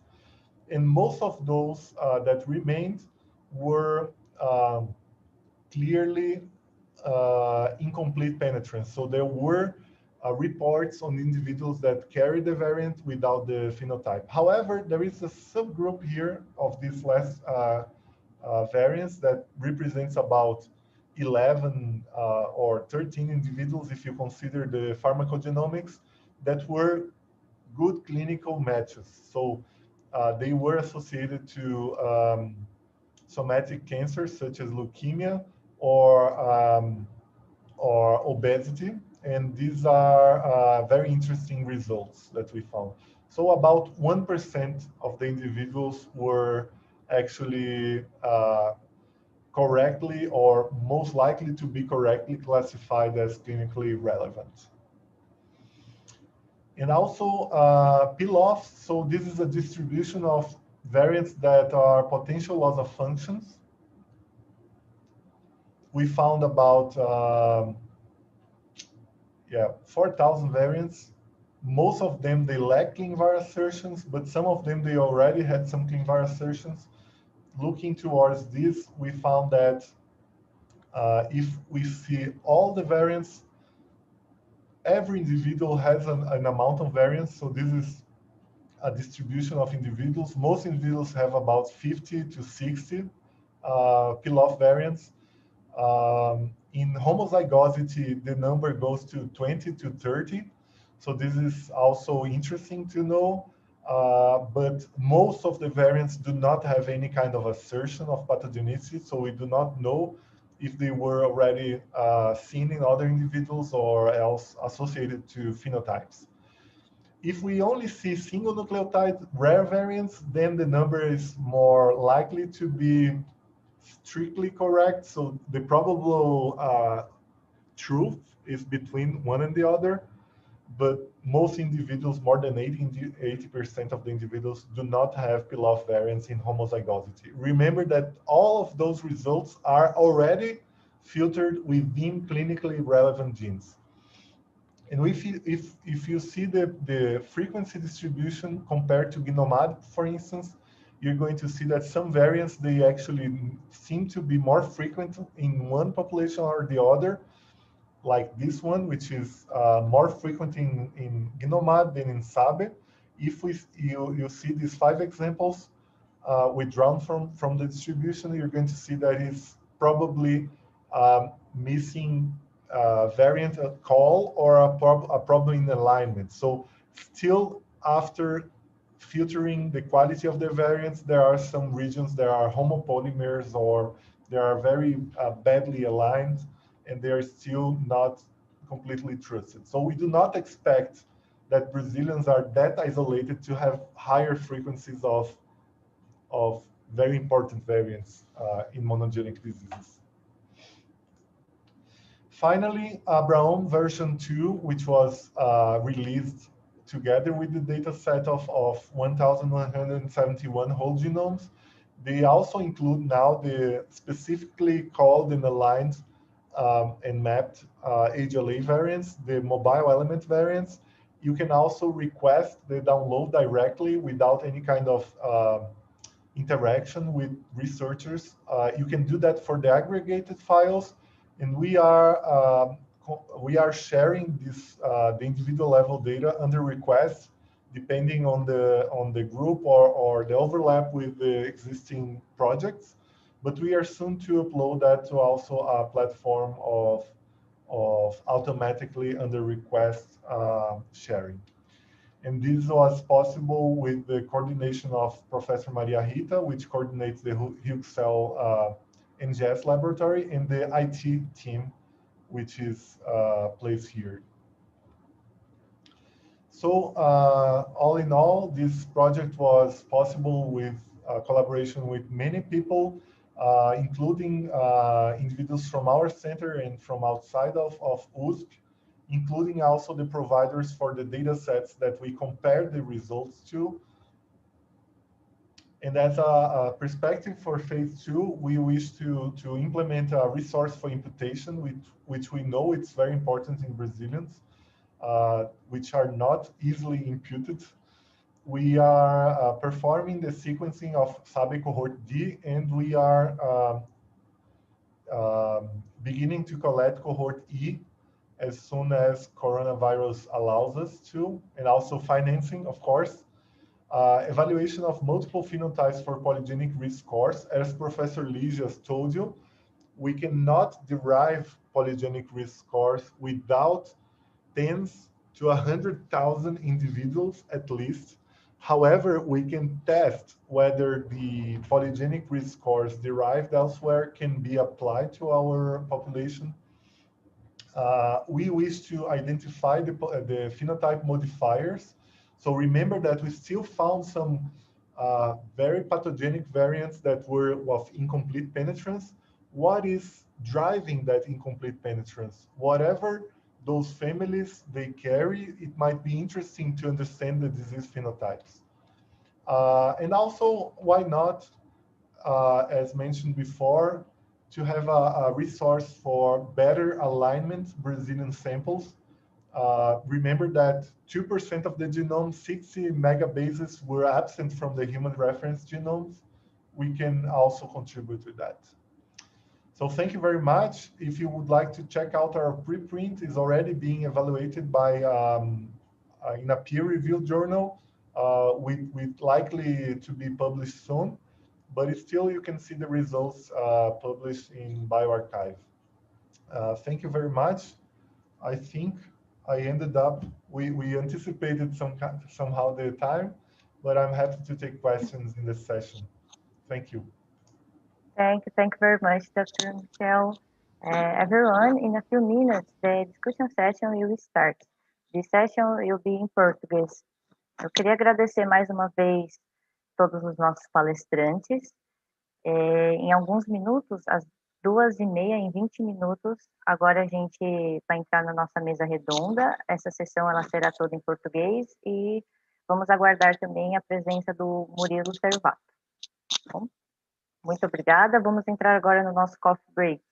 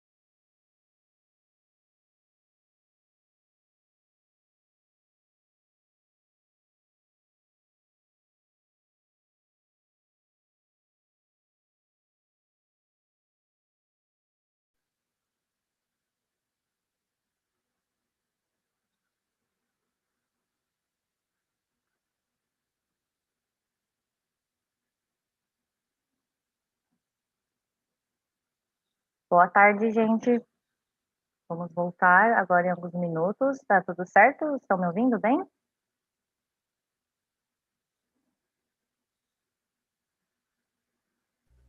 Sim, Raquel, a gente só está dando os últimos ajustes. Ah, tá ok. Quando finalizar, Lili, você pode me dar ok? Claro. Obrigada. Oi, Raquel. Boa Oi, tarde. Murilo. Boa tarde. Tudo bom? Tudo ótimo.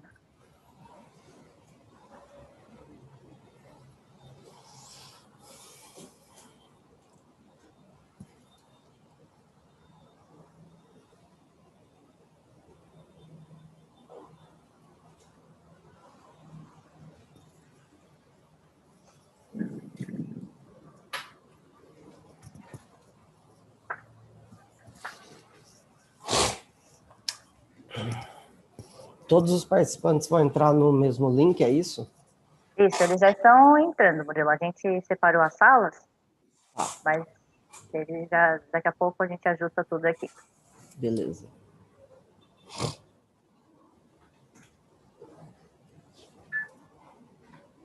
Vocês estão vendo a minha tela bem? É porque eu não estou tendo meu retorno aqui, não sei porque tá com algum zoado aqui. Minha tela não, minha câmera. A câmera. Lili, você pode verificar isso? Porque como minha tela está compartilhada, eu não tenho acesso. Sim, aqui eu estou te vendo perfeitamente, Murilo. Legal, obrigado. Nada. Deixa eu acender uma luz aqui, peraí.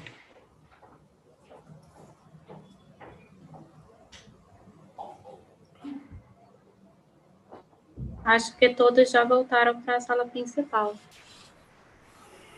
Letícia, faz um Murilo co-host. Fácil. Calma aí.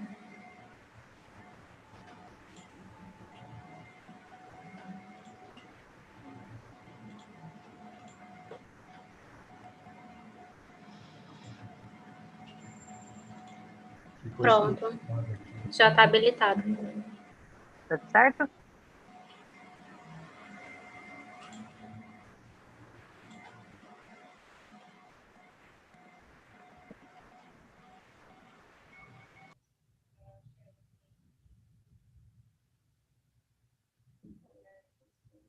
Tudo certo, Lili?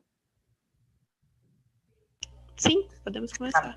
Tudo certinho. Bom, então, a gente vai agora dar início à nossa mesa redonda. Eu quero agradecer novamente aos 3 palestrantes. Muito obrigada pela palestra e pela disposição do tempo. E quero apresentar também o Murilo, que vai fazer parte da nossa discussão. O Murilo ele é formado em informática biomédica pela Universidade de São Paulo. Ele é mestre em modelagem computacional com ênfase em informática e MBA executivo em gestão de saúde. Atualmente, ele é CEO da VAR Station e gerente de inovação do Hospital Israelita Albert Einstein. Nós tivemos durante as apresentações algumas perguntas e a ideia da mesa redonda é que seja uma discussão bem tranquila e que todos possam participar. A todos os ouvintes, caso queiram enviar mais perguntas, estão à vontade pelo nosso chat no YouTube. Então, eu queria iniciar essa pergunta, é uma pergunta geral para os 4 participantes, e todo mundo fala que nesses 20 anos, a partir da primeira publicação do draft de genoma humano, muita coisa mudou, principalmente em relação aos custos. Mas eu queria jogar na roda como que é a acessibilidade da comunidade científica e também da população em geral em relação ao acesso às informações e até alguns medicamentos, terapia, o que isso mudou nesses 20 anos?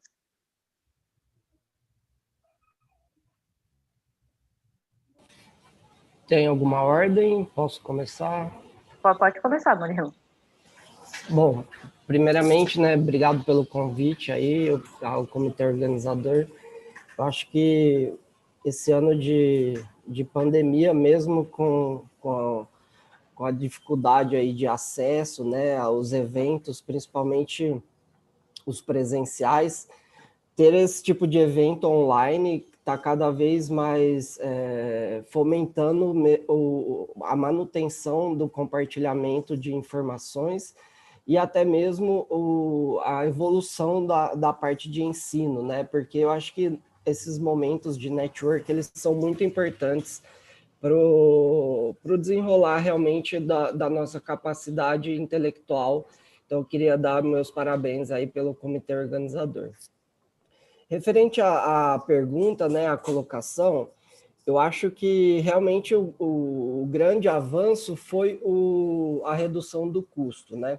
E aí, quando a gente fala em redução do custo, a gente sai lá dos 50 e poucos milhões de dólares que custava um sequenciamento quando a gente obteve acesso ao primeiro rascunho do genoma humano, que foi publicado na Science e na Nature, para uma ordem de grandeza hoje, na última sexta-feira, né, no Black Friday, menos de $200 cada genoma, incluindo todos os dados, né, desde o dado bruto lá do FastQ até uma análise computacional totalmente automatizada, com ferramentas de bioinformática para possibilitar essa agilidade na interpretação e análise dos dados, mas eu ainda acredito que tem um gap muito grande de conhecimento com relação desde de surgimento de fármacos, quanto realmente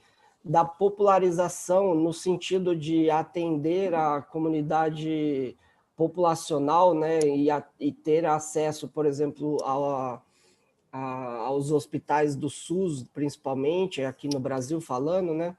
Então, eu acredito aí que para os próximos anos o desafio vai ser colocar,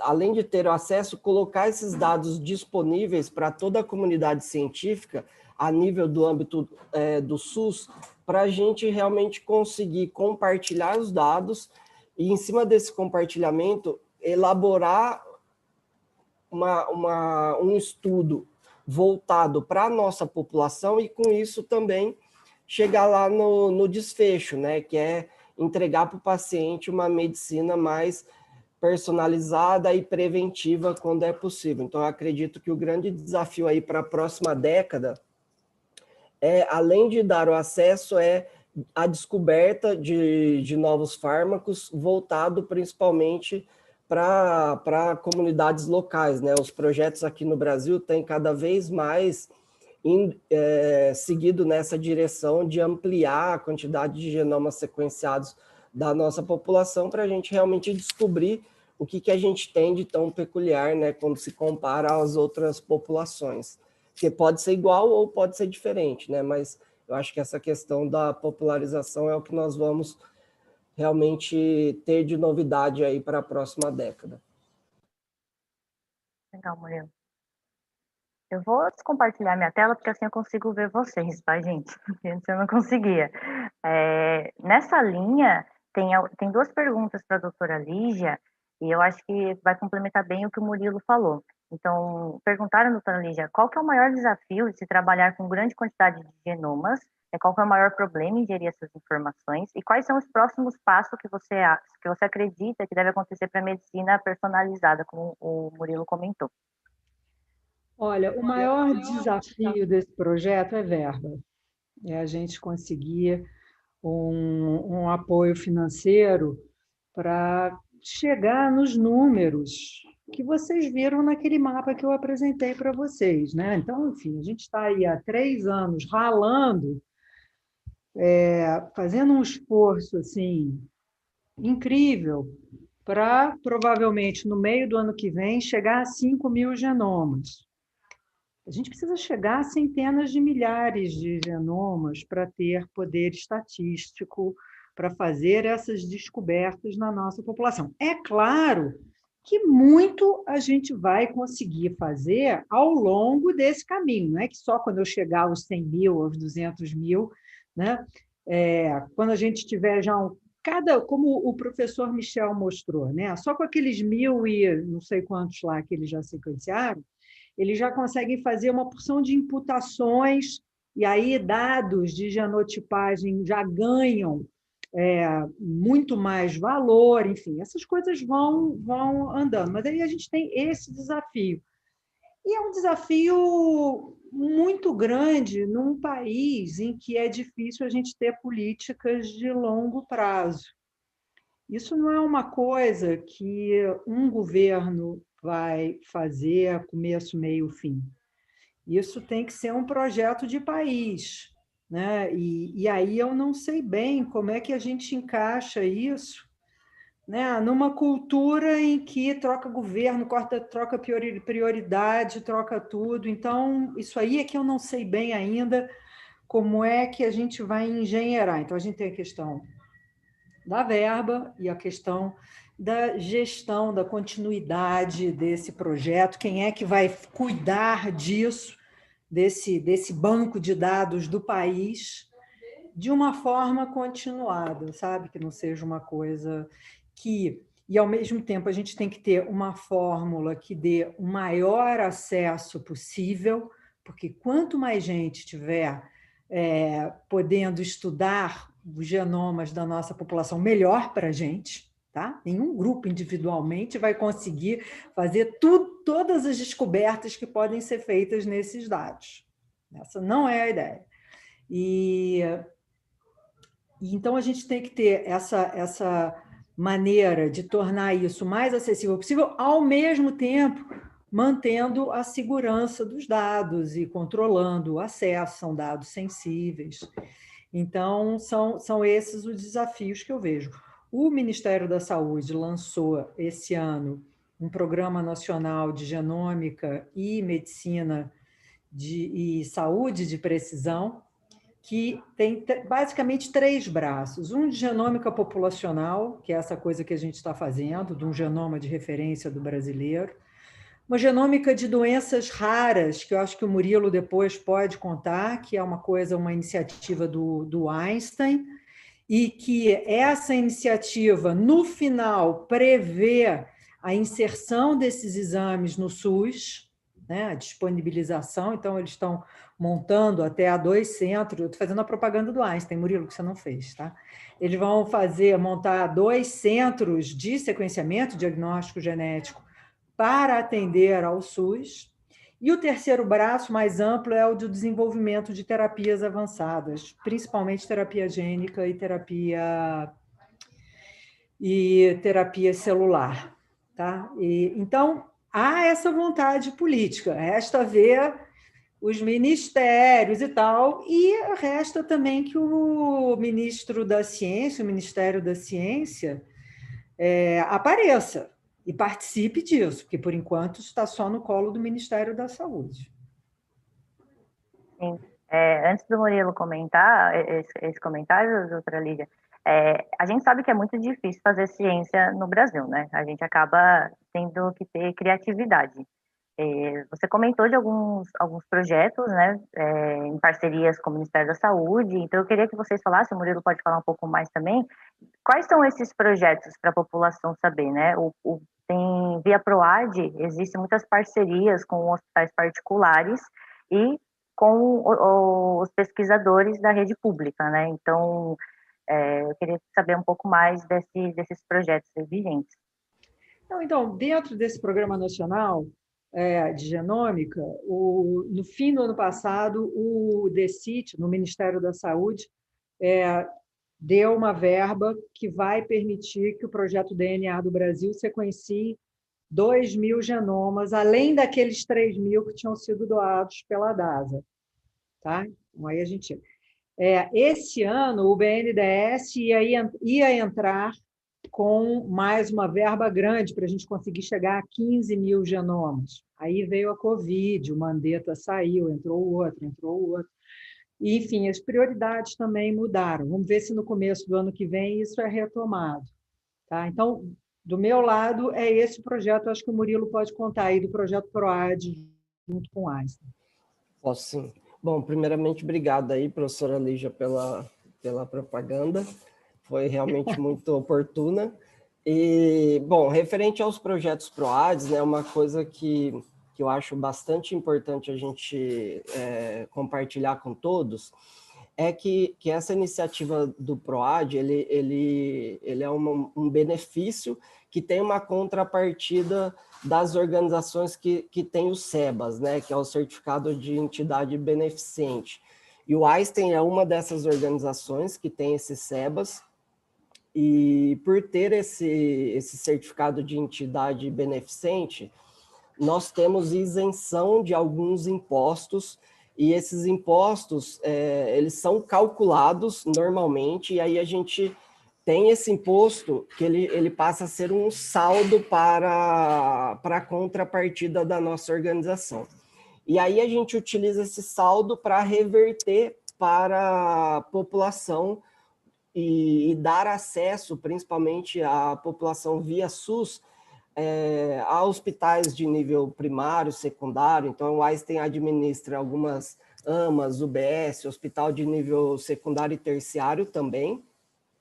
E oferecemos também um conjunto de cirurgias de altíssima complexidade dentro do próprio complexo hospitalar do Einstein para pacientes SUS, tá? E uma das iniciativas do PROAD é o projeto dos genomas raros. Esse projeto dos genomas raros, ele, como a doutora Lygia muito bem pontuou, ele tem como objetivo sequenciar um conjunto de pacientes que são atendidos nos centros de referências cadastrados pelo próprio Ministério da Saúde como centros de referências para doenças raras no Brasil. Então, não são pacientes do Einstein, são pacientes atendidos por esses centros, e toda a questão de triagem desses pacientes e conduta pós-sequenciamento é conduzida por esses centros, e nós do Einstein ficamos com uma espécie de suporte. Então, a gente faz todo o sequenciamento, faz análise dos dados, utilizando como input para esse processo de análise as informações passadas e coletadas pelos médicos, biólogos e o pessoal que acompanha os pacientes lá na ponta, pelos centros de referência do Ministério da Saúde. Então, todo o sequenciamento é feito no Einstein, a gente devolve os dados analisados para os centros de referência, e os nossos médicos atuam como uma espécie de suporte ali, que é para fazer a parte do aconselhamento genético, para auxiliar a conduta pós o sequenciamento. Então, aí tem tanto auxílios para o desfecho realmente, e muitas questões voltadas para o aconselhamento genético e conduta clínica desses pacientes. E aí, consequentemente, né, a gente está construindo também uma base de dados que vai ser compartilhada entre os projetos financiados pelo Ministério da Saúde, né? Porque esse é o dado público, esse dado tem que voltar para a nossa população. Então, assim, a gente só é o meio de campo ali, a gente faz tantos protocolos, tanto protocolo desde a parte de coleta, sequenciamento, análise de dados, estruturação para garantir governança, engenharia desses dados e privacidade desses dados, e entrega para o Ministério da Saúde esse produto. E aí o Ministério da Saúde conduz toda a governança após a finalização dos projetos, né? E todo o know-how que foi construído durante esse projeto, ele é entregue para o Ministério da Saúde. E aí eu acho que essa questão que a doutora Lygia trouxe é muito importante, né? Cada vez mais nós precisamos lutar para termos diretrizes muito sólidas e de longo prazo, para garantir que esses dados vão realmente passar por um processo de governança séria, passar por um processo de disponibilização desses dados séria, para realmente compartilhar a informação e prover o maior número possível de dados para os demais pesquisadores terem acessos, fazer as perguntas e, no final, ter um desfecho mais adequado para todos os pacientes via SUS, né? Sim. Nessa linha, a gente recebeu uma pergunta do Nilson Coimbra. Ele está perguntando sobre a política de acesso aos dados. O projeto DNA Brasil, ele fica armazenado aonde? Existe alguma iniciativa para que a construção de um banco de dados genético, genoma brasileiro?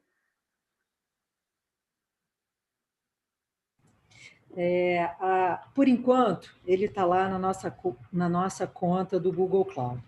Como parte desse programa do governo, eu acho que ficou até como dever de casa do Einstein, estudar a melhor plataforma onde depositar os dados do que será esse banco Genomas Brasil, contendo os genomas e fenótipos dos brasileiros. Enquanto isso não está estruturado, está lá guardado, da mesma forma que o Michel tem lá no canto dele, o Murilo deve ter lá no servidor dele, e a gente está trabalhando os dados. Eventualmente, isso vai ser organizado para ser consolidado numa base de dados Genomas Brasil do Ministério. Eu propus ao Ministério, porque assim, a última coisa que eu quero que aconteça é que o Brasil gere dados, matéria-prima, e as descobertas sejam feitas lá fora, né? E nos Estados Unidos, por exemplo, se você pegar um instituto lá em Boston, a gente se disponibilizar esses dados ao mesmo tempo para brasileiro e para eles, no dia seguinte eles têm uma patente depositada de alguma descoberta que fizeram dos nossos dados, tá? Por causa da quantidade de bioinformatas, o poder ali que eles têm é enorme. Então, eu propus, e vamos ver o que o Ministério se vai fazer desse jeito ou não, que grupos brasileiros, e esses grupos podem estar até colaborando com pessoas de outros países, mas contendo grupos brasileiros, tenham uma prioridade no acesso, para a gente ter alguma vantagem competitiva, para a gente não correr o risco de só ter gerado a matéria-prima e daqui a alguns anos estar tendo que importar os manufaturados. Tá? Então, essa foi a minha proposta, vamos ver o que vai acontecer. Eu queria só complementar essa questão da avaliação das clouds, né, que realmente foi um entregável do projeto dos genomas raros. A gente já fez essa avaliação, né, e devolveu já para o Ministério da Saúde. Então, a gente avaliou tanto a questão de segurança, custo, governança desses dados e avaliamos o Google, o Oracle Cloud, a Amazon e a Microsoft Azure. Então, nós elaboramos um relatório que contempla todos os itens que foram acordados com o Ministério da Saúde, né, e devolvemos para o Ministério da Saúde. E no caso dos genomas raros também, nós vamos disponibilizar na plataforma do VARStation. Então, os dados vão estar disponíveis para os centros participantes do projeto. Então, eles vão ter acesso à plataforma do VARStation e pela plataforma do VARStation, além dos dados analisados, eles terão acesso aos seus próprios dados brutos. Então, eles podem fazer download do, sei lá, FastQ, não vou ficar falando coisas técnicas aqui, mas eles podem ter acesso a todos os dados que foram processados durante o projeto de forma transparente. E pelo VARStation, usando o usuário e senha deles, eles podem pegar esses dados e seguir com as próprias perguntas científicas lá do Centro de Referência de Doenças Raras, que é participante do projeto, tá? Raquel, posso fazer uma pergunta para o Murilo? Com certeza. Murilo, você não quer explicar para a gente exatamente, para todo mundo, o que é o VARStation? Com certeza. Bom, o VARStation, ele nada mais é do que uma plataforma de bioinformática, né? E como começou o VARStation? O VARStation, a gente, lá no finalzinho de 2013, 2014, nós, aqui no Einstein, a gente idealizou montar um setor de genética molecular e bioinformática, para realmente colocar em prática o que a gente já fazia uso para a ciência, só para fins de pesquisa. Então, foi em 2014 que realmente a gente idealizou esse setor dentro do laboratório clínico do Einstein, e consolidamos, na época, a gente só tinha um teste, que era o teste para detecção de variantes germinativa de BRCA1 e 2, tá? Então, mas a gente começou lá em 2014 com essa ideia. Quando a gente começou lançou esse teste, a gente identificou no mercado que existia uma oportunidade para uma ferramenta brasileira ter o know-how e desenvolver aqui no Brasil capacidades de bioinformática e TI, eu vou falar aqui, mas é toda a parte de governança dos dados que embute criação de data lakes, criação de bancos de dados, garantir que todos os protocolos de segurança eles são seguidos de maneira rígida, seguindo todas as normas internacionais, para governar e cuidar desses dados, que no nosso caso era o dado do Einstein, tá? Porque a gente tinha o grande interesse de lançar esses testes e a gente se deparou com esse gargalo do grande volume de dados produzidos no nosso próprio laboratório e a gente não queria realmente passar para um player fora do Brasil ter essa governança. Foi então que a gente, junto com a diretoria de medicina diagnóstica, junto com a diretoria de inovação, nós idealizamos a criação de uma plataforma, uma ferramenta que tinha como o principal objetivo consolidar todas as ferramentas de bioinformática e Big Data necessária para processar, guardar esses dados e disponibilizar os dados para as pessoas que precisam ter acesso dentro da nossa organização. E aí a gente começou realmente nesse processo de construção e desenvolvimento da nossa ferramenta de bioinformática e essa ferramenta ela começou a ganhar corpo. E foi quando a gente começou a ser acionado por outros grupos de pesquisa aqui no Brasil, que nós realmente identificamos que a gente estava diante de um produto que ele poderia ser compartilhado ou vendido. Tem outras organizações de ensino e pesquisa aqui do Brasil que a gente oferece de forma gratuita, então a gente não cobra nada por isso, e também obter lucro,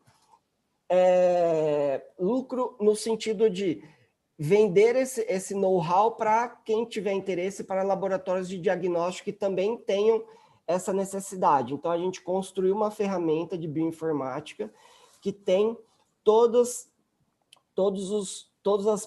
as ferramentas necessárias para processar, guardar e disponibilizar os dados para todas as pessoas do nosso laboratório e outros laboratórios parceiros que queiram utilizar uma plataforma brasileira de bioinformática para ter acesso aos dados e também utilizar os nossos algoritmos que nós fomos construindo ao longo do tempo, que esses algoritmos eles agilizam o processo de laudamento, né, que a gente fala. São ferramentas, modelos de machine learning que foram construídos para otimizar o tempo de classificação de variantes, anotação dessas variantes, combinar frequência dessa variante no mesmo pipeline, na mesma organização, e com isso a gente otimizou o tempo de análise dos nossos médicos e especialistas aqui do nosso laboratório, e aí a gente criou um produto, e aí hoje esse produto ele atende não só o nosso laboratório, mas o principal cliente é o nosso próprio laboratório, e a genômica, né, que foi recentemente fundida com o nosso laboratório aqui de genética molecular. Então, a gente governa todos esses dados e oferece ferramentas de bioinformática para analisar os dados e otimizar o tempo do médico ou especialista de genética molecular chegar na correlação entre a suspeita clínica, os achados genômicos e o desfecho lá no laudo, seja o desfecho de chegar no diagnóstico ou melhorar uma conduta clínica, como, por exemplo, para efeitos da oncologia, né? Então, a gente é uma plataforma de bioinformática bem completa. Legal, Murilo, obrigada. Tem uma pergunta que foi direcionada para o Michel, mas eu acredito que essa pergunta ela é geral, né? Qual é a importância do bioinformata para todas essas análises de dados? E especificamente para o Dr. Michel, como avaliar a melhor frequência para ser os padrões ouro? Bom, o papel do bioinformata, né? E eu acho que nessa mesa, pelo menos, eu sei do background do Murilo, que é muito mais em bioinformática que o meu, mas o bioinformata é a profissão do futuro, né? Então, eu acho que tem uma importância em todas as atividades atualmente que envolvam habilidades de fazer programas para resolver problemas. são interessantes. E não conheço outra ciência que traga mais problemas, tanto em quantidade quanto problemas qualitativos, do que a genômica, as ômicas como um todo. Porque você tem uma não linearidade, né, entre os dados. Então, a gente tem várias camadas e elas interagem entre si, e essa combinatória ela tem uma complexidade computacional já na essência. Então, você precisa ter estratégias para poder combinar os dados, né? E aí eu estou falando, você sai do genoma, vai para o transcriptoma, a proteômica, metabolômica, em dados de imagem, né? Por exemplo, falando aqui em fenótipos neurológicos, por exemplo. E a massa, né, pensante em como resolver esses problemas se baseia na bioinformática. Então, você precisa ter soluções inteligentes que sejam computacionalmente viáveis, porque também é possível fazer programas que vão consumir milhões de dólares em um mês para resolver um problema, e isso não é viável, evidentemente. Então, o próprio problema de como otimizar a resolução dos problemas é importante. E eu acho que o Brasil caminhou muito bem nisso, né? O Murilo fez parte de uma graduação, de um curso, um após super pioneiros, né, nesse sentido. A USP também tem um programa multi-institucional de informática que é referência, mas a palavra-chave, às vezes, para quem está começando um curso de graduação, e aí não importa quase qual é a origem, você pode vir de um curso de exatas ou de um curso de saúde, biológicas, em desenvolver essas habilidades, né, de programação e de análise, habilidades analíticas. Essa pessoa, quem conseguir chegar lá, atravessar essa ponte, que não é fácil, vai ter um emprego garantido e vai ser disputado a tapa pelos grupos, porque a gente sabe que isso é essencial para qualquer projeto. E aí, a brincadeira que eu falo é 1.200 genomas, para a gente, no momento, é o nosso patamar, né, que a gente parte, só que isso não é nada do ponto de vista analítico para fazer descobertas ou para fazer análises mais complexas. Só que 1.200 genomas ocupam 250 terabytes de armazenamento. Então, isso é, por si só, desafiador.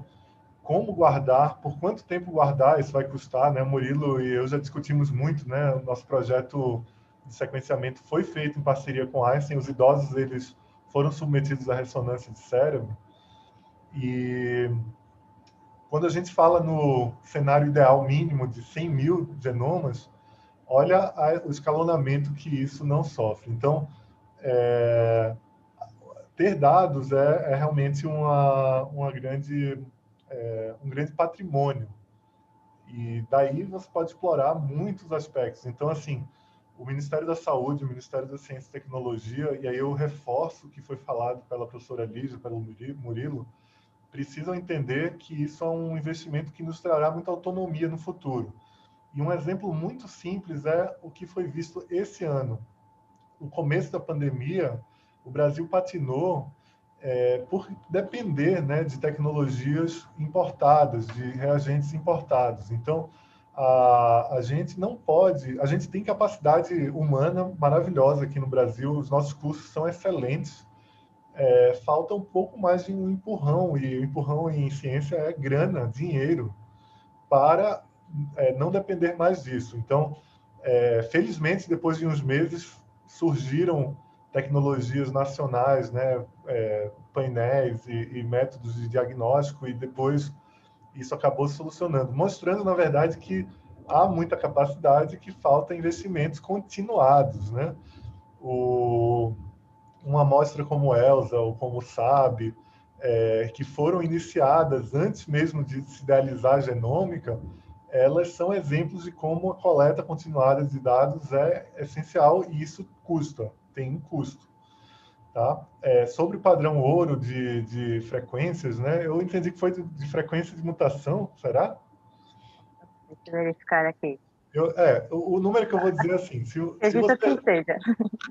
você sequencia 1000 pessoas, uma variante que apareça em uma pessoa só, 1 em 1000, ela estatisticamente vai ser difícil de você avaliá-la, porque você precisa ter uma replicação, você precisa ter uma capacidade ortogonal de avaliar o dado. Mas uma variante, uma mutação de uma frequência de 1 em 1000 numa amostra de 100.000, você já tem ali um grupo suficiente de indivíduos para você extrair informações sobre médias, variâncias, sobre agrupamentos, sobre substratificações. Então, a genética é aquela curva sem fim, né? A ponta da curva, aquela mutação de um efeito muito baixo, tudo bem, até 7 bilhões de pessoas não vai ser suficiente para você analisar. Mas, se você conseguir capturar a essência do fator da combinatória genética, você vai poder, provavelmente, entender melhor as vias associadas às doenças, né? Você vai poder predizer muito melhor uma função de risco de saúde, né? Atualmente existem alguns testes, e aí eu quero só voltar à primeiríssima pergunta sobre a popularização. A genética chegou ao consumidor, então existem testes de curiosidade, tipo de ancestralidade, né?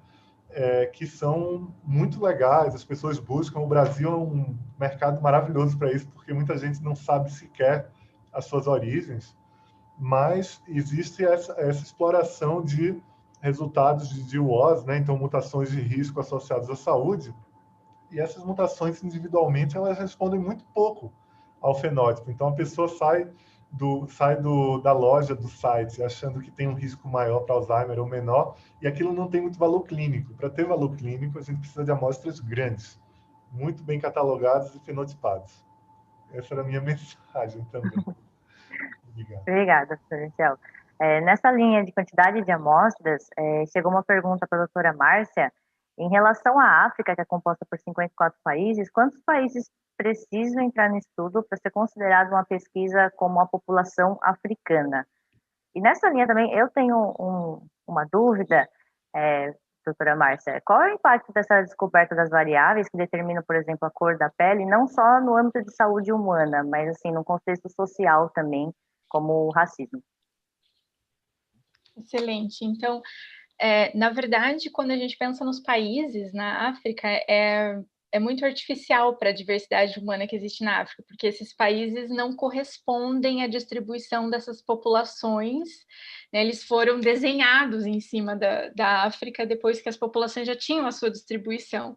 Então, eu, para começar, não faria a amostragem por países, né? E a gente, mesmo dentro de cada país, a gente tem uma diversidade muito grande. Então, muitas vezes são populações vizinhas, que têm modos de subsistência completamente diferentes e que não tem muita miscigenação e tem muita diversidade.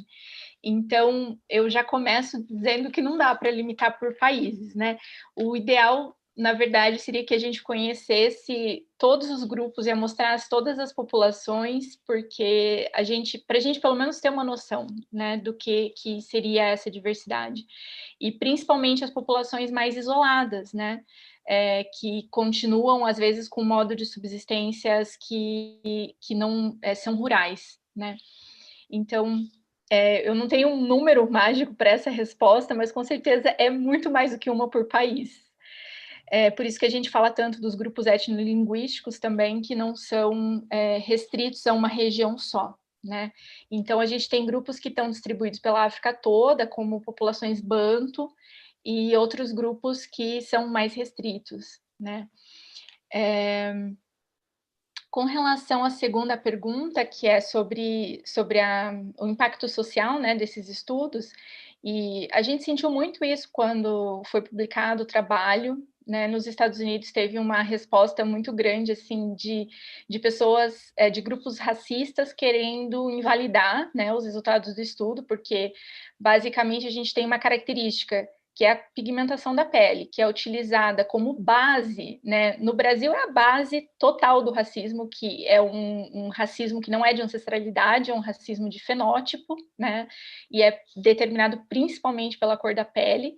E aí você vê que essa característica, apesar de complexa, ela é determinada por poucos genes, né? São poucas variantes em poucos genes, são pedacinhos do genoma só, que determinam essa variação, e que essa variação não evoluiu na história como provavelmente muita gente se baseava, né, para contar essa história do racismo, de que essa característica ancestral seria a pele escura, e que aí a característica derivada, né, que foi a adaptação surgindo na Europa com a pele clara. Só que não, né, a gente mostrou isso, que já existia variação, né, antes nas populações africanas, e existe ainda hoje, e essas variantes também, as variantes consideradas ancestrais ou derivadas, elas às vezes estão relacionadas com a pigmentação mais escura e às vezes com a pigmentação mais clara. Então, isso tudo não fazia sentido, essa coisa de a pele branca ser mais evoluída, né, como era colocado. E então, assim, teve um impacto nisso, mas obviamente que isso, para se traduzir no impacto social, né, leva muito tempo. A gente já tem essa desconstrução das raças biológicas há muito tempo, né, que isso não existe, né, todos os estudos de genética populacional mostram isso, e isso não desfaz o racismo, né, não acaba com o racismo, porque ele é uma construção social, né, então isso acaba com a parte que existiria um fundamento científico para o racismo, né, eu acho que nessa parte aí a gente pode ajudar. Agora, na parte social, já é uma questão muito mais complexa, né, e por isso que a gente continua tendo os impactos. Eu não sei se era isso a pergunta. Sim. Esses dados, eles estão disponíveis em algum banco? Então, não, na verdade, não existe ainda um banco de dados que reúna, né, enfim, dados geral, assim, de populações africanas. Existem algumas tentativas que estão sendo feitas já, mas a maior parte desses dados são relativamente recentes ainda. Então, assim como foi mencionado pela professora Lygia, né, para o trabalho no Brasil, esses dados das populações africanas também estão nesse início dessa investigação. Então, a maior parte desses grupos ainda está guardando esses dados, né, e tentando extrair o máximo de informação possível desses dados antes de torná-los públicos, né, de compartilhar num banco de dados maior. Mas funciona muito à base de colaborações, né? Então, são vários grupos que colaboram nesse estudo, e então, né, alguns grupos estão mais disponíveis a compartilhar esses dados, outros menos, mas de qualquer forma, são esses interesses específicos de diferentes grupos que tornam possível o compartilhamento desses dados. Mas em breve deve estar, né, em alguns anos deve ser disponível para a comunidade em geral. Obrigada, doutora Márcia. Chegou uma pergunta geral. No intuito de fazer pesquisa na área de terapia celular e terapia gênica, quais seriam os mestrados e doutorados que os palestrantes indicariam? E, além das universidades, quais centros que empregam pesquisadores para esse meio? Nossa, eu acho que sou eu, né, que vou ter que responder essa. Olha, gente, é o seguinte, pra vocês terem uma ideia, eu sou física, eu sou formada em física e virei geneticista. Então, assim, eu não acho que você tenha que fazer a pós-graduação. Tem uma pós-graduação em terapia celular, tem umas coisas assim com os nomes que parecem uma coisa muito mais direcionada, mas você pode vir de diferentes cantos e contribuir para isso. Tem gente que vem da engenharia e inventa um biomaterial, enfim. Então, eu acho que o mais importante é, quando você for escolher a sua pós-graduação, que naquele lugar ou perto, enfim, você tenha grupos de pesquisa, fazendo alguma pesquisa nessa área que te interesse, que você possa participar. A pós-graduação em si pode ser em bioquímica, pode ser em bioinformática, pode ser numa porção de, pode ser em física, entendeu? E você está lá trabalhando com novos materiais. Aliás, é muito bacana quando você vem, quando tem gente vindo de outras áreas que pensam fora da caixa do biólogo ou do médico, essas coisas interdisciplinares são muito bacanas. Eu sou física, mas eu infelizmente não usei a minha física para coisa da genética, eu acabei abandonando, eu não fiz isso, abandonei e virei geneticista. Mas, sabe, tem gente que olha para a biologia com um olhar de físico. Então, eu acho que a pós-graduação, o importante é ser uma pós-graduação bacana, bem conceituada, e que tenha orientadores cujas linhas de pesquisa te interessam. Raquel, posso comentar a respeito do mestrado? Eu quero só, às vezes as pessoas nem conhecem, né? Porque eu vim da USP, depois fiquei no LNCC, né? E também não tinha, antes de entrar no Einstein, a visibilidade do que tem num hospital como o Einstein, né? O Einstein, ele tem o mestrado e o doutorado em ciências, e uma das linhas de pesquisa é terapia celular, tá? Então, apesar do nome não ser um nome direcionado para esse fim, mas aqui no Einstein nós temos o mestrado e o doutorado que tem orientadores que têm linhas de pesquisa direcionada para terapias celulares, né? Tem no próprio site do Einstein, tem a divulgação lá, inclusive, eu não lembro se já fechou ou não, mas as vagas para o próximo ano já estão disponíveis o link para inscrição, tá? Então, tem tanto mestrado e doutorado em ciências e tem a linha de pesquisa para terapia celular, tá? Gente, eu espero que o patrocínio do Einstein tenha sido substantivo para esse. Então, vou fazer propaganda também. A USP de Ribeirão Preto, o Hemocentro da USP do Ribeirão Preto, tem uma pós-graduação em célula-tronco, em oncologia, e, enfim. Mas, como eu falei, gente, você pode estar fazendo, por exemplo, a nossa pós-graduação, onde eu e o Michel estamos, no título não tem nada de célula-tronco, não sei o quê, mas tem alguns grupos no nosso departamento trabalhando com essas coisas. Então, enfim, o importante é vocês irem atrás dos orientadores, das linhas de pesquisa dos orientadores. Aproveitando essa sessão propaganda, estão me cobrando aqui algumas pós-graduação também. Então, vamos divulgar a pós-graduação de bioinformática na USP, também, que é muito bem conceituada, a da UFMG e Federal do Rio Grande do Norte também. Podem mandando aí, pessoal. Agora, eu vou reforçar aqui o que a professora Lygia falou, que a trajetória de cada pessoa, ela pode ser composta por vários caminhos. Então, eu vou dar um exemplo prático, né? Eu faço parte da pós aqui, tradicional aqui da genética, faço parte de um programa em aconselhamento genético, que já recebe pessoas de várias áreas, tem economista matriculado, tem farmacêutico, tem advogado, né, juristas e tal. Mas eu também tenho uma aluna de doutorado orientada pelo programa da epidemiologia. Então, você tem lá disciplinas da epidemiologia que te dão noções sobre populações, né, estudos de populações, e ela foi atrás de matérias e estudou muito, e foi atrás de disciplinas e palestras, etc., na área de genômica, e aprendeu bastante também. Então, é uma verdade. O caminho que você começa, ele não fica estanque. A USP, ela tem essa maravilha que você poder se matricular em disciplinas de vários institutos e faculdades, e isso é o mais legal. Falaram aqui da pós-biologia computacional e de sistemas da Fiocruz.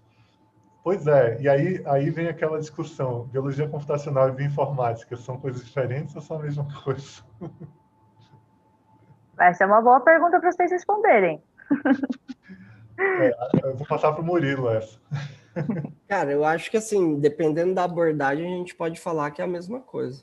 Eu não vejo diferença nenhuma. Eu acho que essa questão de ser multidisciplinar ou interdisciplinar, independente da palavra que a gente direciona para combinar múltiplos conhecimentos e múltiplas formações básicas, né, que são as ciências básicas, lá, matemática, biologia, medicina, eu acho que, assim, independente do nome que a gente quiser colocar aí na tag, né, porque o meu curso, por exemplo, a minha graduação chama informática biomédica. Aí eu chegava, a primeira coisa que acontecia quando eu chegava em reuniões de família no Natal, que eu falava que fazia informática biomédica, o pessoal falava assim, você faz biomedicina?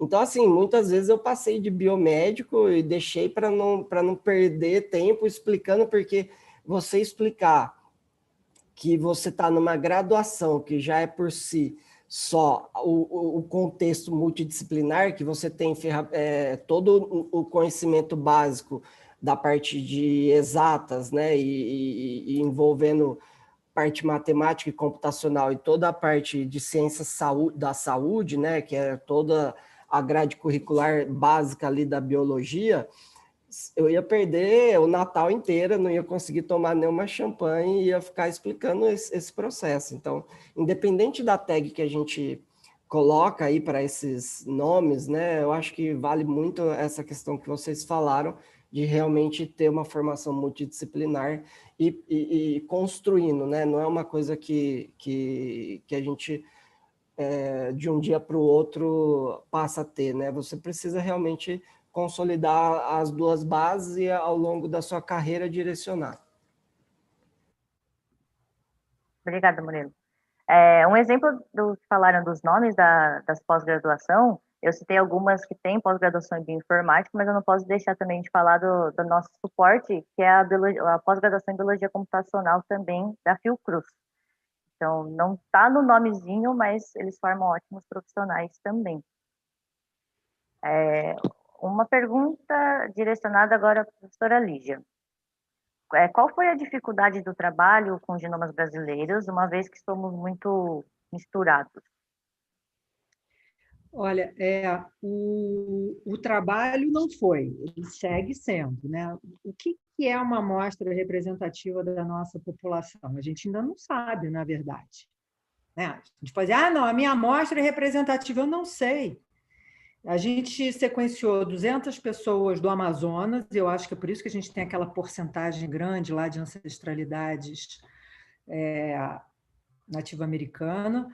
E aí as outras coortes são de pessoas atendidas no INCOR, que tudo bem, o INCOR é um centro de referência, vem gente do país todo, mas... Então, eu acho que a gente vai saber essa representação depois que a gente for pegando amostras do país todo. Tá? Aí a gente vai poder dizer... É claro que, veja, nós não somos as primeiras pessoas que estão analisando a genômica da população brasileira. Né? A gente tem aí, desde o professor Salzano, o professor Sérgio Pena, o Henrique Krieger, tem muita gente que já estudou a genética da nossa população. Nós não somos pioneiros nisso. A gente é pioneiro no sequenciamento do genoma completo. Só que a gente está vivendo uma era em que a gente tem a tecnologia e a possibilidade de, em vez de analisar alguns marcadores, analisar o genoma completo. E isso vai trazer uma porção de novidades, vai expandir esse conhecimento. E aí a gente vai descobrindo, ao longo desse caminho, como é que é a cara, o que é uma amostra representativa da nossa população. Né? A gente botou lá naqueles gráficos, lá eu e o Michel, África. África é um continente. De que regiões da África? A gente trata a África como se fosse uma cidade, né? Não, a África é um continente, como a Márcia mostrou. Né? O que é o europeu? Que diferentes populações nativo-americanas tem em cada um de nós? Então, a gente está agora justamente construindo isso. E esse é um grande desafio, a gente ter uma amostra, pelo menos em termos de números de pessoas, das diferentes regiões, originais das diferentes regiões do país. Legal, professora.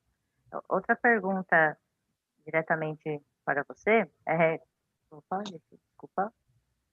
Vocês pretendem comparar o genoma brasileiro por regiões com genomas de outros continentes também? Você acabou de responder isso, né? Sim.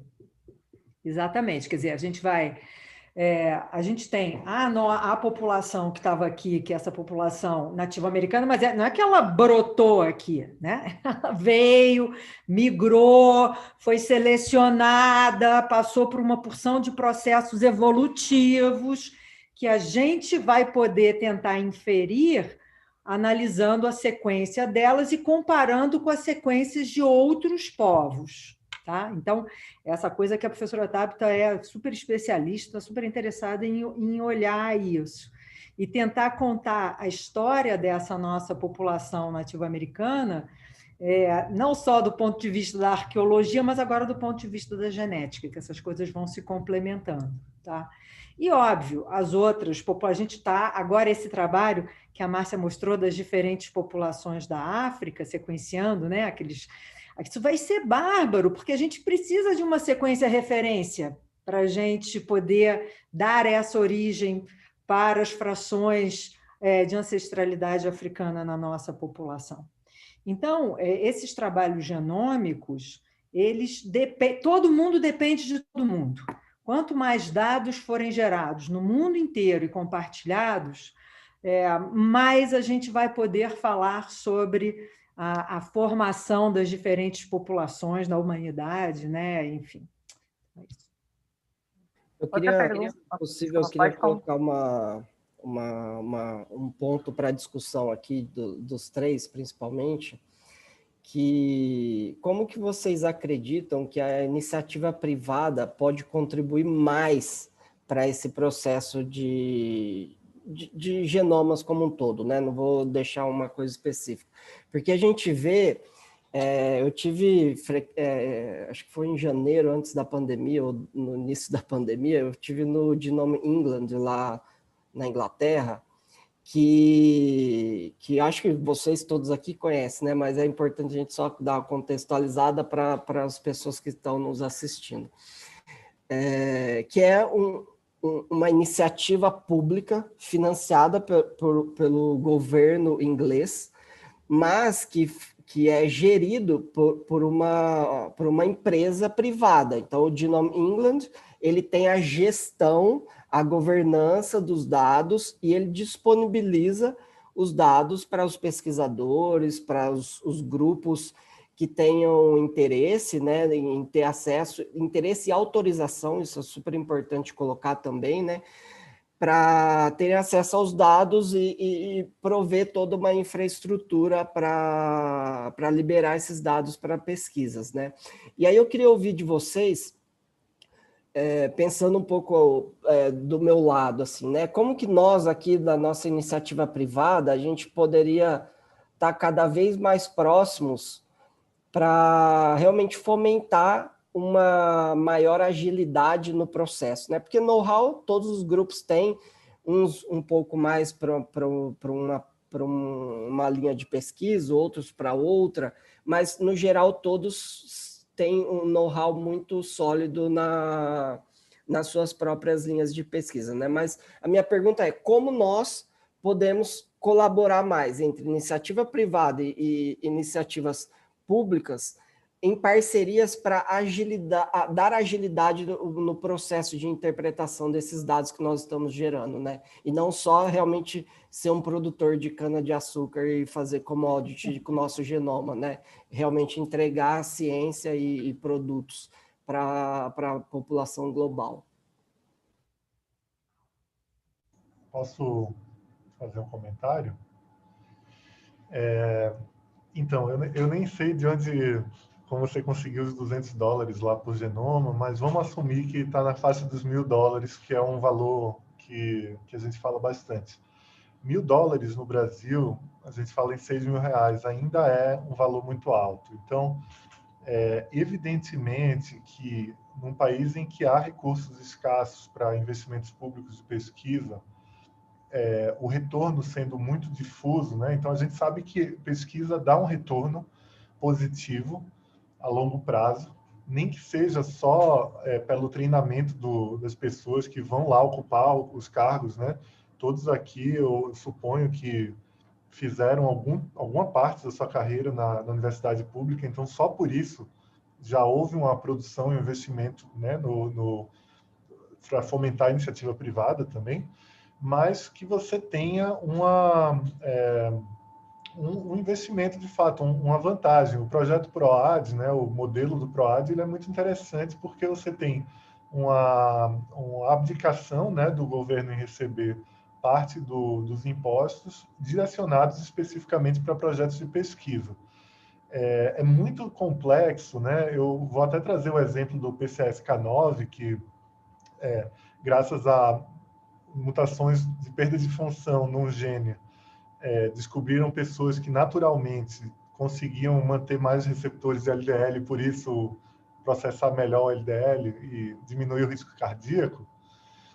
Graças a isso se gerou um remédio que tem um potencial fantástico para todo mundo que não consegue naturalmente na sua via segurar ali, processar o LDL. Então, veja só que interessante, né? Se a gente não sabe o que vai achar, mas é muito provável que você encontre caminhos de geração de produtos, de serviços, a partir dos dados, e esses produtos e serviços também ajudem a reduzir o custo geral da sociedade, né? E aí eu falo sobre, por exemplo, triagem de casais portadores de doenças recessivas de alto custo. Tem a miotrofia muscular espinhal, que tem remédios que custam R$1 milhão por ano por paciente, e que há um sofrimento enorme do paciente e da família, e que o SUS é obrigado, pela constituição do próprio SUS, em pagar esses remédios. Olha só, você tem ali uma oportunidade enorme de fazer uma triagem que vai custar menos para o SUS, vai custar menos para a sociedade como um todo, e isso pode ser interpretado como lucro para algumas pessoas ou menor custo de uso de impostos, uso mais racional dos impostos para outras, né? Então, a medicina preventiva, ela tem, por essência, a ideia de redução de custos. Você vai predizer para não dispendiar depois, né, com tratamentos, etc. Então, eu acho que, por natureza, esse é um excelente exemplo de como empresas e universidades podem ser parceiras, né? As universidades, elas têm o know-how de como explorar os dados, e isso é o ganha-pão do pesquisador, né? Não só das mentes, mas também da produção, e as empresas conseguem canalizar parte disso para algo produtivo. Então, mais incentivos, por exemplo, de renúncias fiscais seriam excelentes, porque mais empresas poderiam participar, não só as empresas filantrópicas como a Einstein, mas outras empresas com fins lucrativos também poderiam se sentir mais à vontade para investir em pesquisa, né? E modelos, né, de copatentes, universidades, empresas, etc. Tem várias formas de fazer isso. Os Estados Unidos, MIT, Stanford, os professores, os alunos, eles abrem empresas vizinhas que geram riquezas locais, e você continua ali treinando, formando as pessoas e fazendo as descobertas, né? Tem modelos possíveis. A USP tem um setor de inovação agora que tem evoluído rapidamente, felizmente, e que tem a melhorar, evidentemente, mas eu acho que a perspectiva é boa, viu, Murilo? Não sei se alguém quer contribuir mais, a Márcia aí, a Lygia. Eu queria só dizer que talvez uma das grandes preocupações, principalmente para quem trabalha com populações vulneráveis, né, é do retorno da população. E eu acho que uma das coisas que impede, que pelo menos é um grande receio dos pesquisadores, de fazer cooperação, né, com empresas privadas, é de que não haja retorno para a população, né, porque a indústria farmacêutica, em geral, sempre tem esse interesse de variantes que possam, né, resultar em medicamentos, mas, por exemplo, ter um retorno, né, por exemplo, essa população que participou da pesquisa poderia receber esse tratamento, né, alguma coisa que fizesse com que a população não fosse realmente explorada, né, que fosse mais ética no sentido da participação desses indivíduos. Então, eu acho que isso é um dos grandes receios que existem. Doutora Lygia? Eu acho que é isso aí que o pessoal fala. Obrigada. Doutora Márcia, Uma pergunta, saindo um pouco aí do genoma humano, na verdade não saindo totalmente, mas na área de ômicas, você já observou alguma relação do microbioma com a ancestralidade dentro da amostra que você estudou? Sim, na verdade, tem uma colega, né, uma ex-colega minha, que trabalha especificamente com microbioma em populações africanas, e, enfim, quem estuda microbioma, né, eles têm essas diferentes classificações e proporções, né, de certos tipos de organismos, de outros tipos de organismos, e foi realmente bem interessante o trabalho dela, que mostra essa comparação, né, comparando com as proporções que são encontradas em indivíduos dos Estados Unidos, por exemplo, e varia entre populações, e isso pode ter muitas implicações, né? Eu acho que ainda está no início dos estudos, esse estudo ainda foi descritivo, né, nesse sentido de ver, porque existem várias diferenças, não só as diferenças genéticas entre as populações, mas também alimentação, né? E a própria coleta de amostras, nesse caso, precisa ser muito rigorosa, no sentido de que em que momento que você está fazendo essa coleta, em que época do ano, né? Uma série de controles que são feitos, e o próprio questionário, né, do que essas pessoas estão se alimentando ou se alimentaram recentemente. Então, existem uma série de limitações, mas é uma área muito promissora, que já tem indícios assim de relações do microbioma com diversas doenças e diversos fenótipos, né?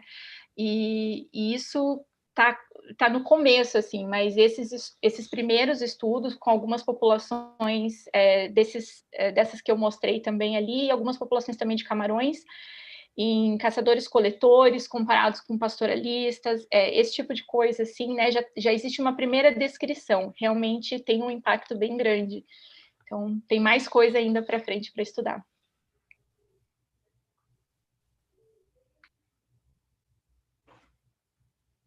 Perdão, estava mutada. Uma pergunta que chegou é se existem planos de integrar os dados do Banco Abraão ao DNA do Brasil ou substituiria o outro? Não tem substituição. A gente está... o Abraão, ele começou como um repositório de frequências alélicas, né? Num padrão como o ESAC, o GNOMAD, e a gente acha legal que seja integrado em outros repositórios de frequências, né? Na verdade, a gente queria uma forma rápida de poder divulgar as frequências e as variantes, e aí a gente criou. É um site relativamente simples, mas bastante utilizado e consultado pelos laboratórios, né? Não temos no Brasil um repositório, como, por exemplo, o NIH, quando financia um projeto, ele exige que você deposite os dados brutos num repositório como o dbGaP. Não existe isso no Brasil, e acho que é algo que, na linha do que a professora Lygia comentou, que seria super interessante, né, de desenvolver. Uma plataforma segura, né? O dbGaP, ele tem controle de acesso aos dados, etc., mas é uma espécie de retorno que os pesquisadores dão quando eles são contemplados com verbas públicas. Muito obrigada. Para finalizar, a gente já está chegando ao fim, eu gostaria de fazer uma pergunta aos quatro. Quais são as lacunas tecnológicas que vocês acreditam que a gente poderia melhorar no próximo ano?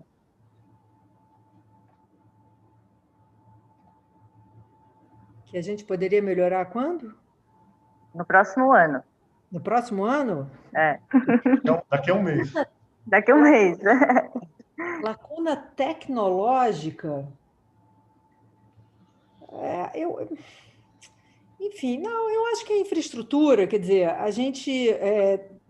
veja, para esses projetos de genoma, a gente precisa de poder de sequenciamento e poder computacional. Poder computacional, hoje em dia, você compra espaço em nuvem e você pode ter imediatamente, instantaneamente, o poder computacional que você puder pagar, sem ter que trazer uma máquina e refrigerar e fazer acontecer na hora.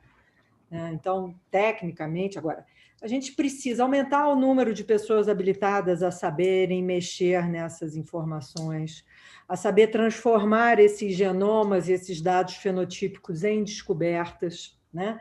E aí, depois, essas descobertas feitas pela bioinformática vão ter que voltar para o laboratório e serem validadas nos laboratórios.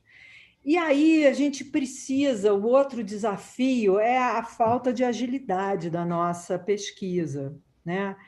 Então, para você ter uma ideia, o governo, todo mundo, o FAPESP, CNPq, todo mundo fez um esforço enorme para financiar pesquisas que envolvessem Covid, né? Então, não havia falta de dinheiro. A gente conseguiu fazer uma parceria com o pessoal dos Estados Unidos, que ia nos mandar células tronco diferenciadas em células alveolares do pulmão para se infectar com o vírus. Ótimo. Isso em abril a gente fechou com eles. O último reagente que eu precisava, e não foi por falta de dinheiro, chegou mês passado. Entendeu? Então, a gente também tem que, ao mesmo tempo que a gente está fazendo essa coisa de ciência do século XXI, de genomas e bancos de dados e data mining, não sei o quê, a gente precisa investir nessa agilidade da nossa ciência, porque toda coisa de bioinformática, eventualmente, um achado lá tem que ser validado num laboratório mesmo. E aí a gente entra na areia movediça, tá? Então, eu vejo muito mais esses tipos de limitações que são muito... E isso é uma boa notícia, porque são limitações que são da ordem de vontade política. Quer dizer, não sei se é bom, não sei se é mal, boa notícia, né? Enfim. Mas não é uma coisa que eu preciso aumentar o teto do gasto. Não, eu preciso ter vontade política para todo mundo, no ministérios e tal, se reunirem e dizerem como é que a gente agiliza a vida do pesquisador brasileiro, sem nem gastar mais dinheiro. Estou dizendo, eu tinha o dinheiro para comprar o raio dos reagentes. Mas, por algum mistério que eu não entendo, eles demoraram 8 meses para chegar no meu laboratório. Tá? Então, eu acho que essas são as coisas, são os maiores gargalos que a gente tem. Um outro gargalo também é a gente fixar essas competências. Essa turma de bioinformática ela é muito valiosa dentro da iniciativa privada também. Esses laboratórios, por enquanto, são só os laboratórios de diagnóstico, né? De sequenciamento, de diagnóstico, que ficam roubando eles. Roubando não, enfim. A gente forma essa turma, fica tirando eles da academia e muito bem, vão lá ganhar direito, vão ter, né, um emprego. Mas a gente precisa ter capacidade dentro da academia também de fixar essas competências. A gente ter modelos de emprego, porque as pessoas ficam vivendo de bolsa, e a gente fica fazendo malabarismo de trocar a bolsa de pós-doc pela bolsa disso, daqui desesperado, até que vem alguém e contrata eles fora da universidade. Então, essa eu acho que é um outro gargalo nosso, que é a fixação dessas competências, que não necessariamente precisam ser docentes, precisam dar aula, fazer tudo. Só existe uma carreira no raio da universidade, que é a docência. Quer dizer, será que a USP não pode ter? Eu acho que a Unicamp tem carreira de pesquisador. Será que a USP não pode ter uma carreira de pesquisador? É um sabe? exemplo, né, Lígia? É também o quanto a universidade consegue pagar, né? Porque você tem uma área como informática, ou bioinformática, ou TI, que não é competitivo. O mercado paga muito mais do que qualquer tabela da USP, mais do que professor titular, mais do que... E aí? A gente sempre vai perder.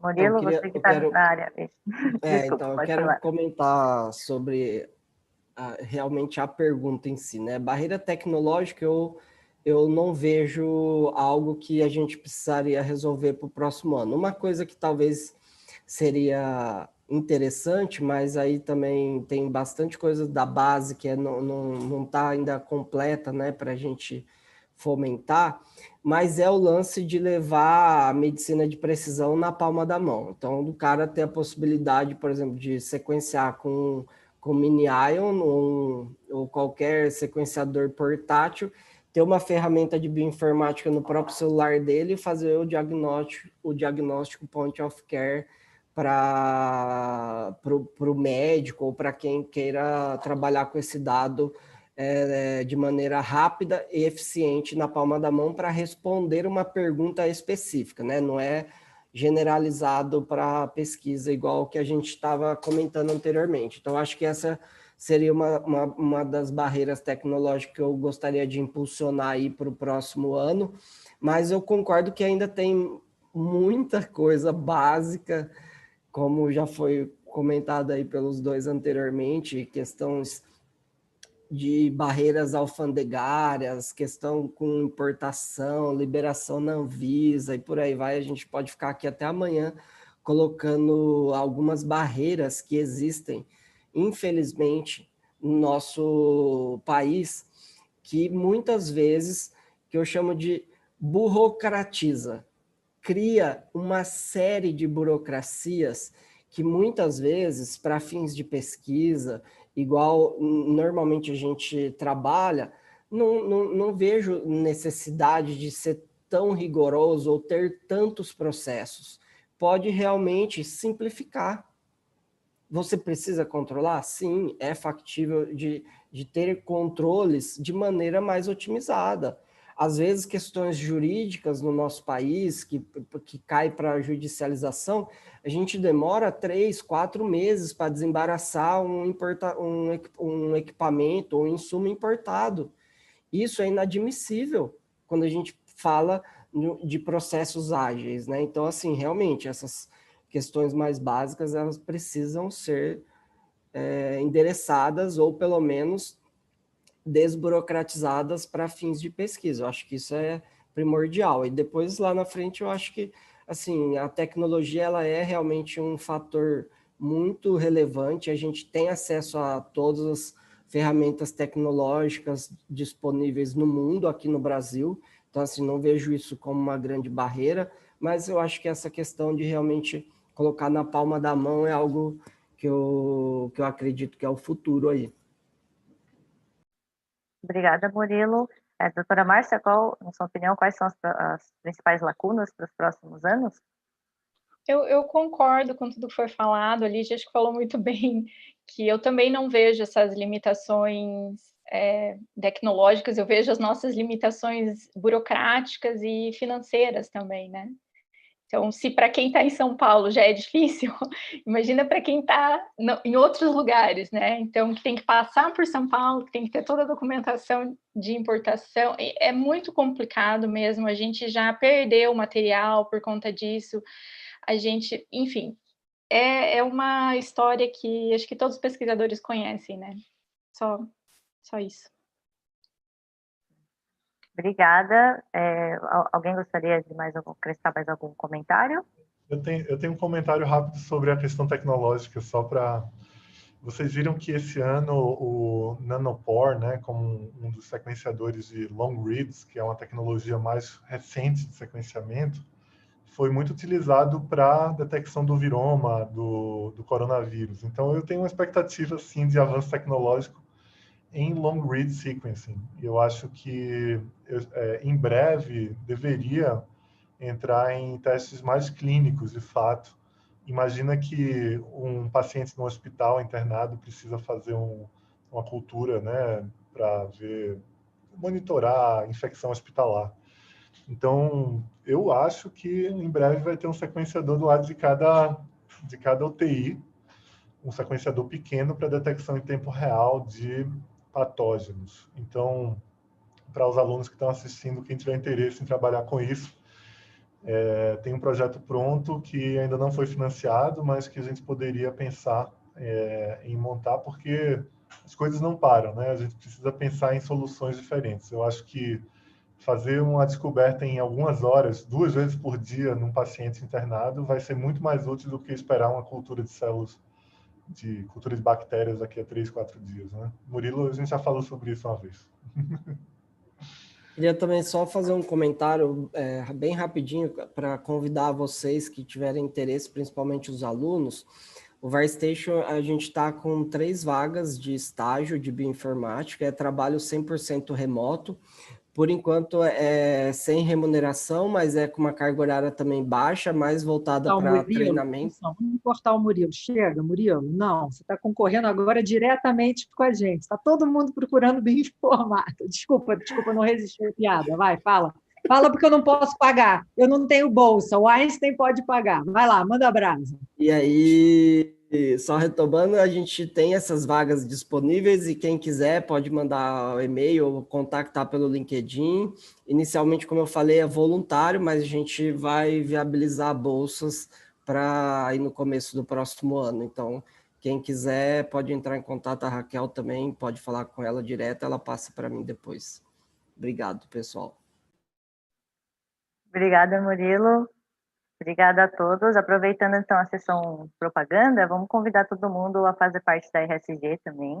A RSG que está organizando esse simpósio, a gente trabalha tudo voluntário, não oferecemos bolsas nem de pós-graduação nem de estágio, mas é muito gratificante, pelo menos é muito importante para mim estar aqui à frente de pessoas tão importantes na área, né? Então, eu só quero agradecer a todos os palestrantes, agradecer a todos os inscritos. O nosso cronograma segue a partir das 4 com as apresentações orais, mas eu vou me despedir agora dos nossos palestrantes. Muito obrigada pela presença, muito obrigada pela presença na mesa redonda. Obrigada, gente. Parabéns para todo mundo aí. Tchau, obrigado. Obrigada. Tchau. Boa semana.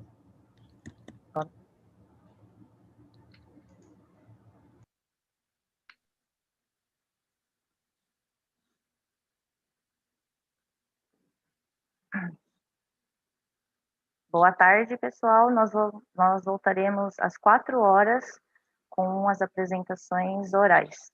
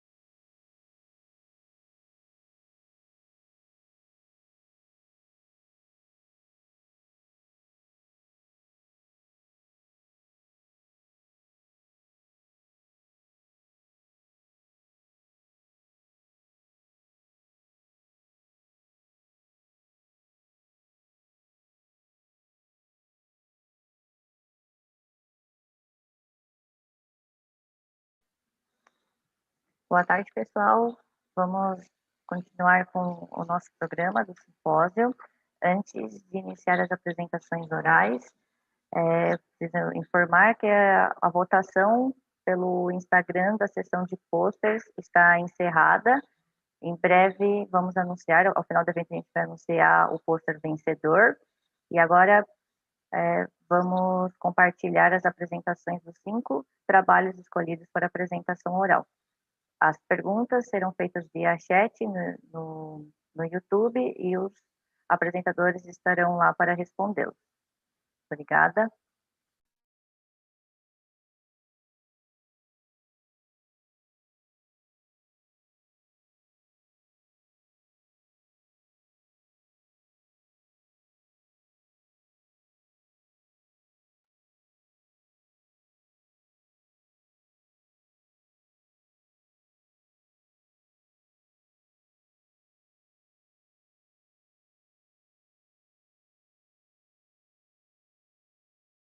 Good afternoon. It's a pleasure to be here, and I would like to thank the Judge and Commission for the opportunity. My name is Jessica. I am a PhD student, and I am going to present to you some of the results obtained during my master's degree, where my project was entitled Evaluation of CXCR4 and CD26 gene expression correlated with cell differentiation and proliferation biomarkers in human colorectal cancer. This study was conducted by researcher Rafael Fortini, and Balazar Rada was my collaborator. The gastrointestinal tract is composed of different segments, adopting anatomical, physiological, and functional differences. The large intestine, the object of our study, is divided into portions on the right and on the left. Notably, the sigmoid and the rectum, which are frequent sites of benign and malignant neoplasms. Most of these neoplasms develop from the glandular epithelium of the intestinal mucosa, the adenomas, the benign neoplasm of the glandular epithelium, and the adenocarcinomas, the malignant ones of the same epithelium. As for the origin of tumors that affect the colon and rectum, they are classified as sporadic or hereditary, and the sporadic tumor occur in 75% of cases.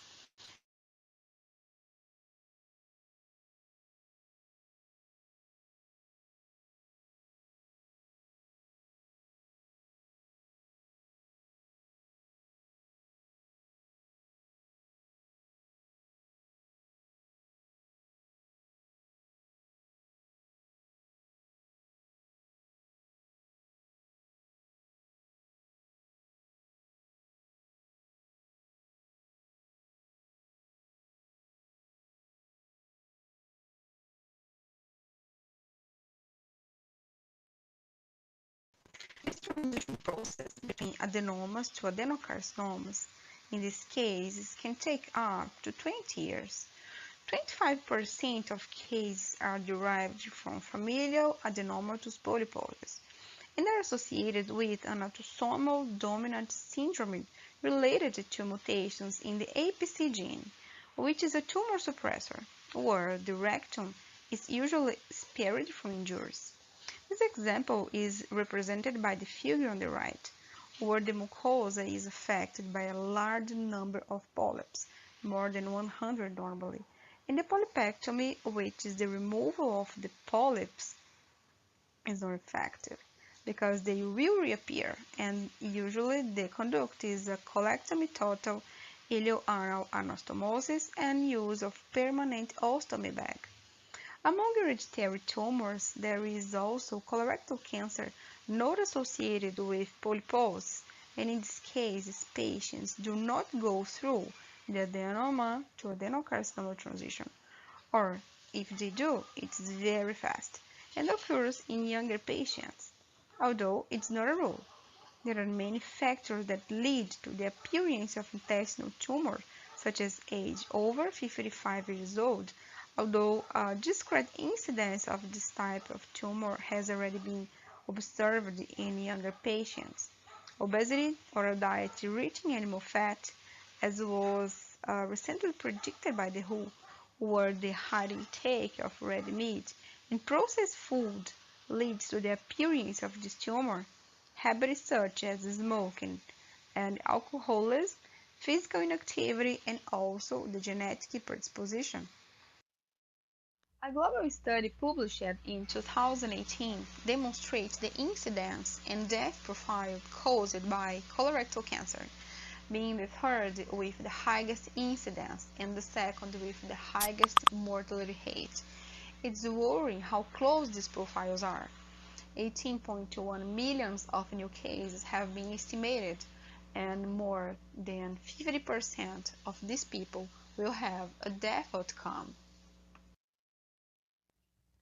According to data recently published by INCA for data on incidence, epidemiology, and death from tumors in Brazil for the 2020 to 2022 triennium, colorectal cancer is the second with the highest incidence and death to women and men.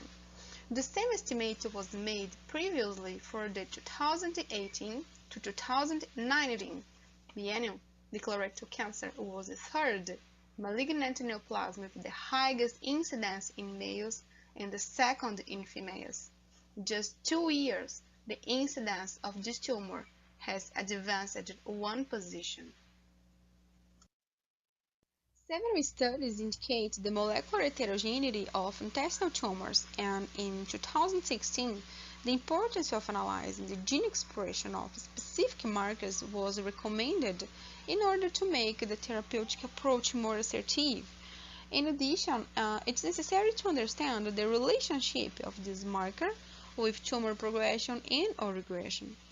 There are many markers currently proposed, and among them are CXCR4, a chemokine that enables metastasis, CD26, an enzyme with an important function in the regulation of metastasis and tumor progression. The proteins encoded for these genes are represented on the right side. CD133, cancer stem cells with the ability to self-renew and chemoresistance. Ecadherin and vimentin to epithelial-mesenchymal transitions, markers that facilitate cellular motility. Ki67 that provide us with data on the proliferative profile, and GA88, commonly associated with tumor progression. In view of the importance of analyzing markers in cancer, the study aims to determine the gene expression profile of the markers mentioned in colorectal tumor by correlating them to the patient and tumor variables. The analyses were performed by qPCR technique using 33 frozen fragments of positive and negative samples. Our negative samples was constituted by peritumor material, as normal mucosa, and the defined variables were side effect, 10M staging, lymph node and distant metastasis, in addition to age, gender, and history familiar to patients. The extraction of total RNA was performed by Trizol, purification by DNA turb, and integrity analysis by bioanalysis of the RNA of all samples required to be submitted to qPCR. Thus, the system used was the CyberGreen, and after standardization and melting curve construction, we used 400 nanomoles of primers and 100 nanograms of cDNA, and submitted to running and analysis in the QuantStudio device. Our endogenous control was Beltrame. Our first analysis was about the sample distribution, and we noticed some patterns. There are more women affected by the tumor and people over 61 years old. More than half of the patients had lymph node involvement, and the left column is more affected. This is mainly due to the high contact time between the intestinal mucosa and the fecal material, which is generally rich in carcinogens. This is because the carcinogens cause irritability in the epithelium, and regenerations occur through mitosis. It's a very favorable moment for the occurrence of gene mutation, since the genetic material is being duplicated in a very hostile environment. as shown in the figure beside. Well, as I said, all RNAs were extracted and submitted to integrity analysis using bioanalyzer, demonstrating their integrity by representing the peaks of the 18S and 28S ribosomal RNAs. These two RNAs constitute more than 95% of the total RNA, and the more intact, the better will be the assay. If there will be less material, making it difficult for the primers to anneal to the corresponding cDNA, and this is exactly what the graph shows. On the side, a capillary electrophoresis confirming the integrity through the evidence of the bands corresponding to the 18 and 28S. We performed this analysis for all samples, and the profiles found was similar to the one presented. The results are demonstrated by the value of RQ, which is the relative quantification of the analyzed gene based on the endogenous gene. The intergroup results demonstrate that the pathological condition increases the expression of CXCR4, vimentin, and DAPD8, since they are markers related to cell differentiation and proliferation. CXCR4 and vimentin are related to an intense inflammatory process and cell renewal, and DAPD8 is directly involved in tumor progression. Here, we observed that the left side of involvement presents a greater expression of DAPD8, while the right expresses more vimentin. Overexpression of DAPD8 is believed to be related to a high risk of recurrence and lower chances of cure and survival. Overexpression of vimentin is because it's a microenvironment in intense inflammatory process. Here, intermarkers results also reveal that CXCR4 overexpression is closely related to increased expression of CD133 and Ki67 in positive samples.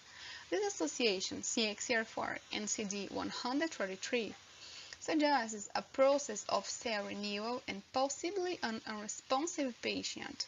The CXCR4 and Ki67 could indicate a high mitotic rate for tissue recovery.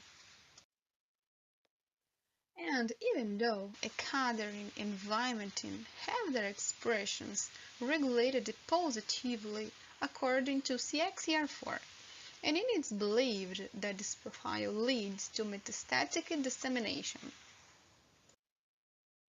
Well, there was also an intense relationship between CD26 and DAPD8, a curious association since DAPD8 is commonly used as an endogenous control in KIP-CR for several conditions. In fact, it entered in the study for the same reason, but we observed fluctuations that required more attention, and thus it was included as a marker. Studies suggest this association with an unfavorable prognostic. The high expression of these combined markers can lead the patient to a condition of poor prognosis, since the tumor progression is ensured by the aforementioned genes. In addition, the expression of Ki67 and ecadherin is positively regulated according to CD133. And this association is suggestive of an intense inflammatory process and would indicate tissue damage and a high recovery rate. Furthermore, the expression of vimentin and ecadherin is regulated positively according to Ki67, and to this correlation is attributed the tissue damage generated with the proposal of recovery. A strong correlation was also observed between CXCR4 and Ki67, DAPD8 and vimentin, and ecadherin and CD133 in negative samples for the studied tumor. The association between CXCR4 and Ki67 suggests an inflammatory response in peritumoral tissue. Vimentin and the APD8 suggest recurrence in an inflamed site, and gathering in CD133 would also be an indicator of a recurrence site. In a paired analysis, it is noted that the APD8 expression is positively expressed in intestinal tumors. Studies show the APD8 expression is increased in colon tumors with a high risk of liver metastasis. Studies suggest recurrence, tumor progression, and metastasis. Well, here we compiled the results to facilitate visualization, and it's possible to notice that of the 3 genes combinations in tumor-negative samples to also occur in positive samples, highlighted in red, possibly demonstrating that they are not specific. However, 7 other combinations show promising. Then, we concluded that patients with colorectal cancer showed higher gene expression of CXCR4, vimentin, and the APD8 in positive tissues, and a strong correlation between the expression of CXCR4, CD133, Ki67, ecaterin, vimentin, and the APD8. This study also revealed a significant increase in the APD8 when CD26 was overexpressed. As for the variables of the patients, these did not present significant difference when correlated with the expressions of the studied biomarkers. The study shows that there were no statistical difference between CXCR4 and CD26 expression in colorectal tumor included in this study. It is concluded that the present panel of markers has the potential to be the target of further studies regarding its application in determining the diagnosis and prognosis of colorectal cancer. This study brought us new perspectives, such as the validation of transcriptive findings at the protein level, and this part is already being performed by me through immunohistochemistry. Acquisition of new human tumor samples, both from an outpatient clinic such as blood, as well as a surgical block, the piece itself, to raise the N using the same methodology in order to observe a pattern. We have this partnership with Hospital da Baleia here in Belo Horizonte, and the samples are already being acquired by me too. And concomitantly, we are conducting the analysis of the circulating tumor DNA and possibly also of the exosomes for metastasis and prognosis data based on the markers included in this work.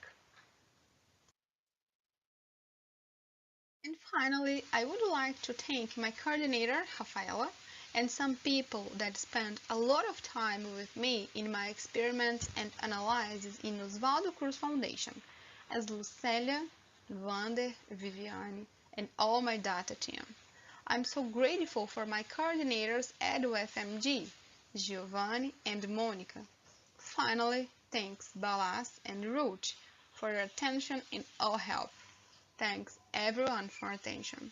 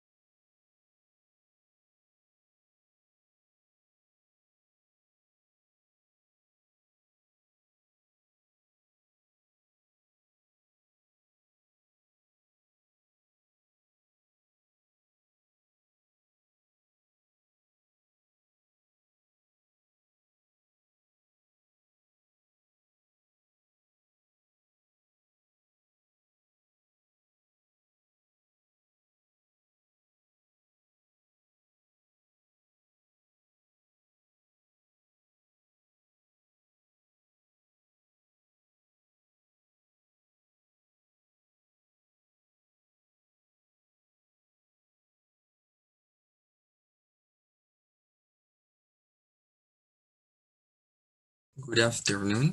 My name is Carlos Javier Puentes. I am a biologist graduated from the University of Tolima and researcher in the cytogenetics, phylogeny, and populations evolution group. This work is titled Analysis of the Mitochondrial DNA, Y chromosome, and aims of the Wayuú community against Pijao, Embera, Zenú and Nasa-Páez groups. Due to the different migrations to the American continent, in this case, the first migrations to the American continent and the second migration for European and African populations during the colony, the population dynamics of the Amerindian communities changed. Colombia's geographical location in the northwest of South America made it an obligatory corridor for the Amerindian migrations that populated the continent, leading Colombia to be the second country with the largest number of Amerindian ethnic groups. Studies have been carried out in some of these indigenous populations, aiming to clarify how the population and the genetic mixture between the three parental ethnic groups occur and which genetic relationships have been established since then. It has been wanted to know how populations' genetic structure is composed. Different molecular markers were selected, such as mitochondrial DNA and the non-recombinant region of the Y chromosome, to reveal the maternal and paternal lineages of the ethnicities studied. Ancestry informative markers were used too, which allowed determining the global genomic frequency patterns, that is, miscegenation and population diversity. The distribution of the mitochondrial DNA haplogroups in America is represented mainly by 4 haplogroups, A, B, C, and D, which are considered representative of the indigenous populations of America. As we can see on the map, the frequencies change according to the geographical region. In North America, there is a higher frequency of haplogroups A and B, while in the south of the continent, there is a higher frequency of haplogroups C and D. On the other hand, the distribution of the Y chromosome haplogroups in America is mainly related to haplogroup Q. This haplogroup is representative of the indigenous populations of America. Keep in mind that this haplogroups map is before the first contact with European populations. In the case of the Ames, Galanter and collaborators established the percentage of Native American, African, and European ancestry in these populations studied. About ethnicity, the Colombian population is distributed as following: indigenous 4%, Afro-Colombian 10%, and without ethnicity 86%. Also, in this map, you can see the proportion of the indigenous population by the department. The red circles mark the department selected for this study. This is the department of Tolima, this is the department of Córdoba, and this is the department of the Guajira. The objective of the study was to characterize two Wayuú communities, analyzing 4 mitochondrial DNA haplogroups, 12 J chromosome markers, and 20 informative autosomal ancestry markers, to compare them with the previously studied indigenous groups, Pijao, Nasa-Páez, Embera, and Zenú. The methodology of the study started with the bioethical approvals for the project, including the informed consent, which were translated into the native languages too. The socialization and presentation of the project were carried out in the Wayuú communities. The total number of individual samples was 767, distributed in the 5 indigenous ethnic groups studied. DNA extraction was done using a protocol already established by the research group. The reference population data were taken from the 1000 Genomes Project page. For the analysis of maternal ancestry, the following primers were used for each haplogroup. For the analysis of paternal ancestry, the following haplogroups were used. This analysis was performed through real-time PCR. And for the analysis of the aims, the following SNPs were used. With the results obtained, the datasets were constructed and the quality control and allelic frequency analysis were carried out. After this, heterozygosity, FST, distances, and principal coordinate analysis were performed. Finally, an ancestry analysis with structured programs was done. The results of the diversity of maternal lineage showed that the Wayuú, Zenú, and Pijao populations were the most diverse in the study. According to the proportions of the haplogroups in the indigenous population under study, haplogroup A is the one with the highest proportion in the Nasa, Zenú, and Wayuú populations, while in the Embera populations, the haplogroup B was the most frequent. When the haplogroups were analyzed globally, the most frequent is the haplogroup A, followed by B, C, and D.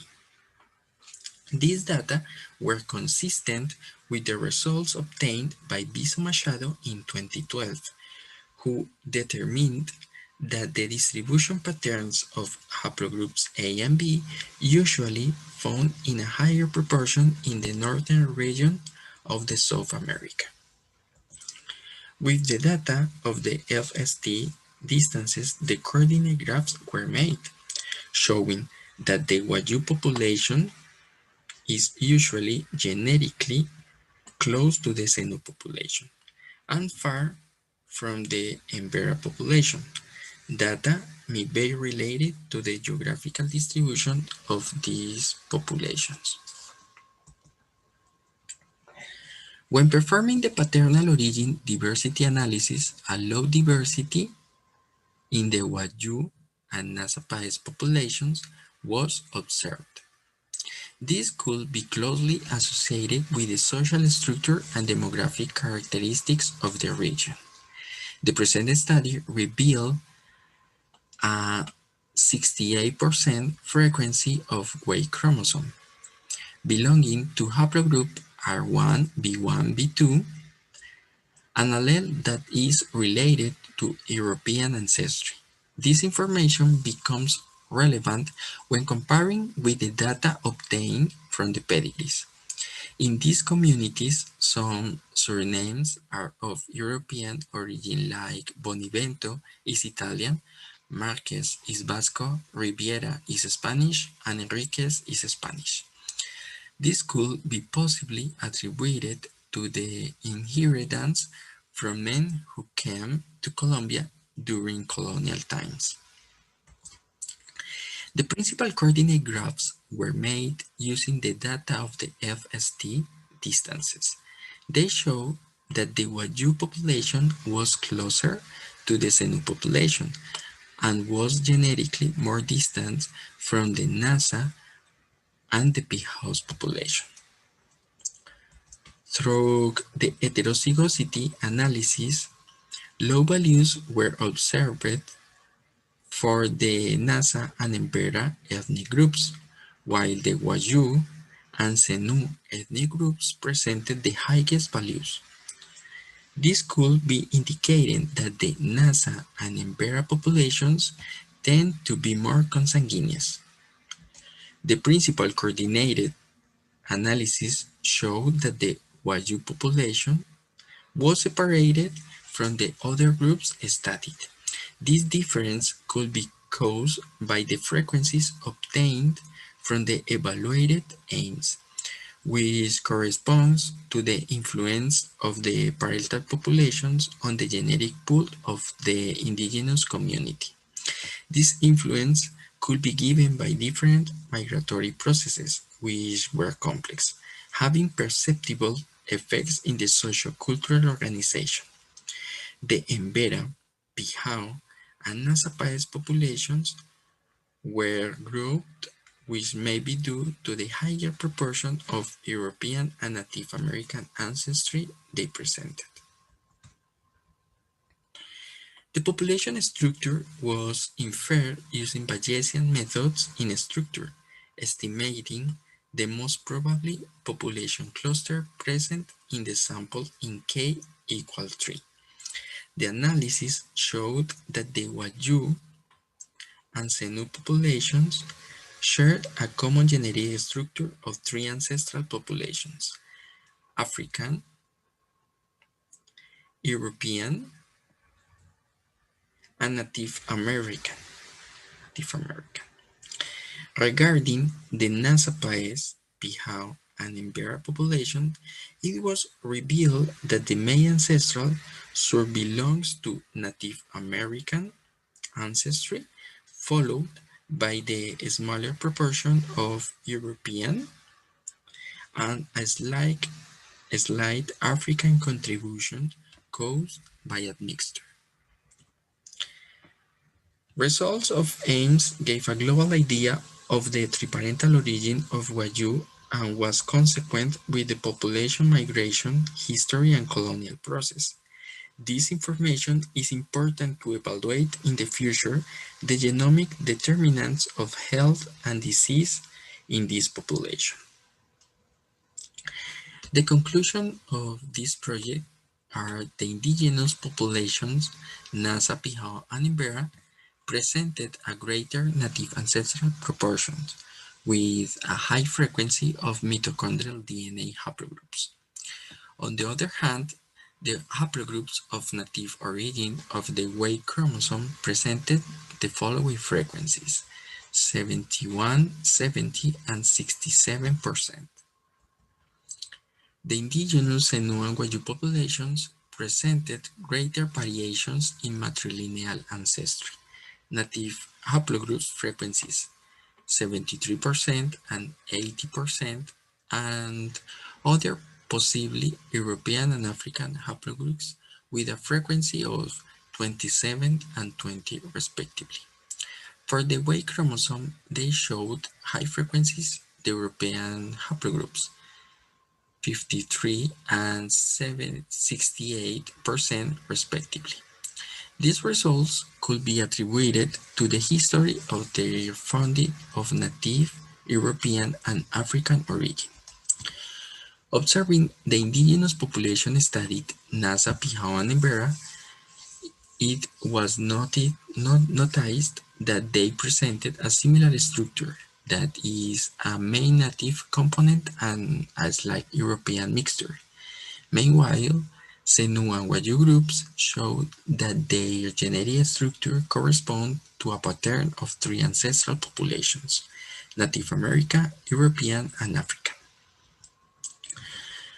The recommendations are expand the panel of SNPs and haplotype blocks to establish the population structure of this and other indigenous population of Colombia.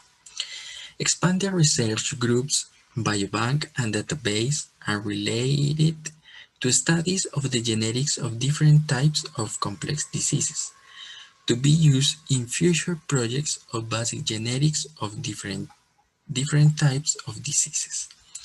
Establish a collaborative consortium with other research groups that carry out human genetic diversity projects to expand the analysis reported in these and other studies. The perspective of this project are expansion of ethnic groups and samples, studies of population genetic diversity, and studies of genetic factors associated with the risk of complex diseases. This is reference of use in this presentation thanks to the research office of the University of Tolima, thanks to the research group, my co-workers, and the people who decided to participate in this study. Thank you very much. Any question?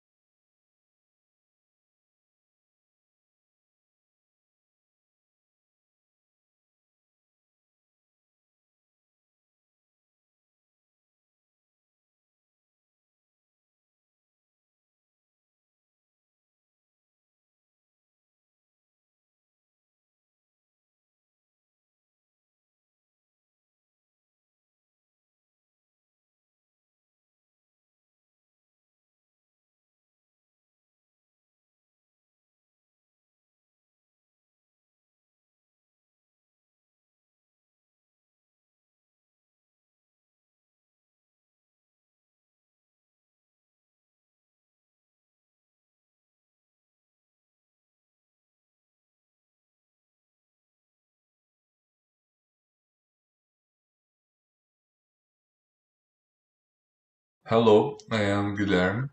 First of all, I would like to thank the event for the opportunity to be presenting my work today. So, my study talk about the molecular docking of an organoselenium compound derived from isoniazide. It was carried out in the toxicological biochemistry laboratory of the Federal University of Santa Maria under the supervision of Professor João Batista Teixeira da Rocha. Tuberculosis is a major cause of infant morbidity and death and is considered a global health problem. The infection is caused by Mycobacterium tuberculosis and usually results in acute and chronic respiratory disease. Isoniazide is a leading drug in many countries for the treatment of tuberculosis. The synthesis of organic derivatives of selenium from drugs already used in the clinic has been increasingly investigated for presenting interesting biological effects. Here, I show the structure from isoniazide and the structure from derivative containing selenium from isoniazide that we analyzed today, the compound HG-138. Upon binding to the active site of the enzyme catalase peroxidase encoded by the Mycobacterium tuberculosis catch-G gene, isoniazide is oxidized and transformed into its biologically active form. This same process occurs in the mammalian lactoperoxidase protein due to a similarity in its hydrophobic channels through which isoniazide passes until it interacts with the active site of these proteins. In this image, we can see the similarity between the hydrophobic channels of lactoperoxidase in figure A and the Mycobacterium tuberculosis catalase peroxidase in figure B. Therefore, we can compare the initial reactions of isoniazide in these two enzymes. So, we choose to do a first analysis of the protein lactoperoxidase, as it is more described and understood in the literature about its molecular structure. The present work aims to investigate the interaction of the selenium-containing isoniazide derivative, the HG-138, with the enzyme lactoperoxidase through in silico molecular docking, to analyze if there is any similarity in the interactions of these derivatives with isoniazide in the active site of the lactoperoxidase protein. In this image, I show the isoniazide in the best conformation, with the main results that isoniazide interactions in the active lactoperoxidase sites and the distance of their interactions. The proline 4-4, arginine 2-5-5, the M group, and the glutamine 4-3. About the materials and methods, in the silico analysis to stimulate the way of linking the interactions between isoniazide and the compound HG-138 with the protein lactoperoxidase, the program VINA was used. A local docking was performed with the structure crystal of bovine lactoperoxidase from the protein database, the PDB, with code 3I6M, and the grid was centered on the coordinates, in these coordinates, with these dimensions. For the protein structure, ions, ligands, and water were removed, while hydrogens were added using the Chimera program. The structure of isoniazide and the derivative HG-138 were created using the Avogadro software, followed by the semi-empirical geometric optimization PM6 using the MOPAC program. The lactoperoxidase protein and ligands were prepared for docking using autodock tools. The structures with the most favorable free energy of the multipopulous cluster were selected and analyzed using Discovery Studio Visualizer. To confirm whether the program can reproduce the crystallographic data, isoniazide redocking was performed in which the RMSD value was 1.6 angstroms, indicating the reliability of the methodology. About the results, in this figure, we can see the comparison between the derivative conformer most similar to isoniazide with the isoniazide conformer closest to the isoniazide crystal can be made stroke figures A and B. The figure B shows the derivative conformer most similar to isoniazide, and the figure A shows the isoniazide conformer closest to the isoniazide crystal. And it is also possible to compare the binding energies of the conformers in green below its figure, in here and here. About the results, the compound HG-138 showed binding energy of -6.8, while isoniazide was shown to have a binding energy of -5.1, which may indicate that HG-138 has more affinity to the active lactoperoxidase site. In addition to interacting with the main amino acid residues responsible for reacting with isoniazide and the M group of the active lactoperoxidase site in a similar way to isoniazide, making a similar hydrogen bond with glutamine 423 at a distance of 2.53 angstroms, while in isoniazide these similar interactions occurs at a distance of 2.8 angstroms. It's very similar.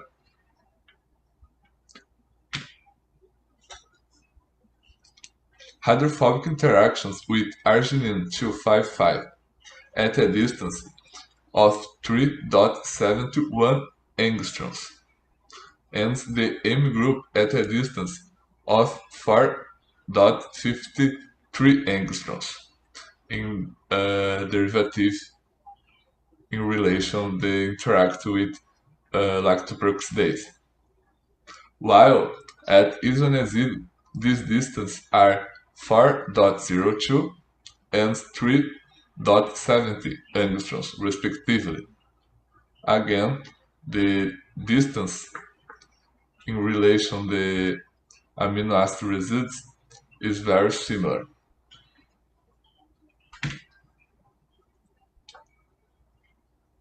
The final considerations. These results indicate that HG-138 may have an effect similar to isoniazide, since its modes of interaction with lactoperoxidase are very similar, but more studies are needed.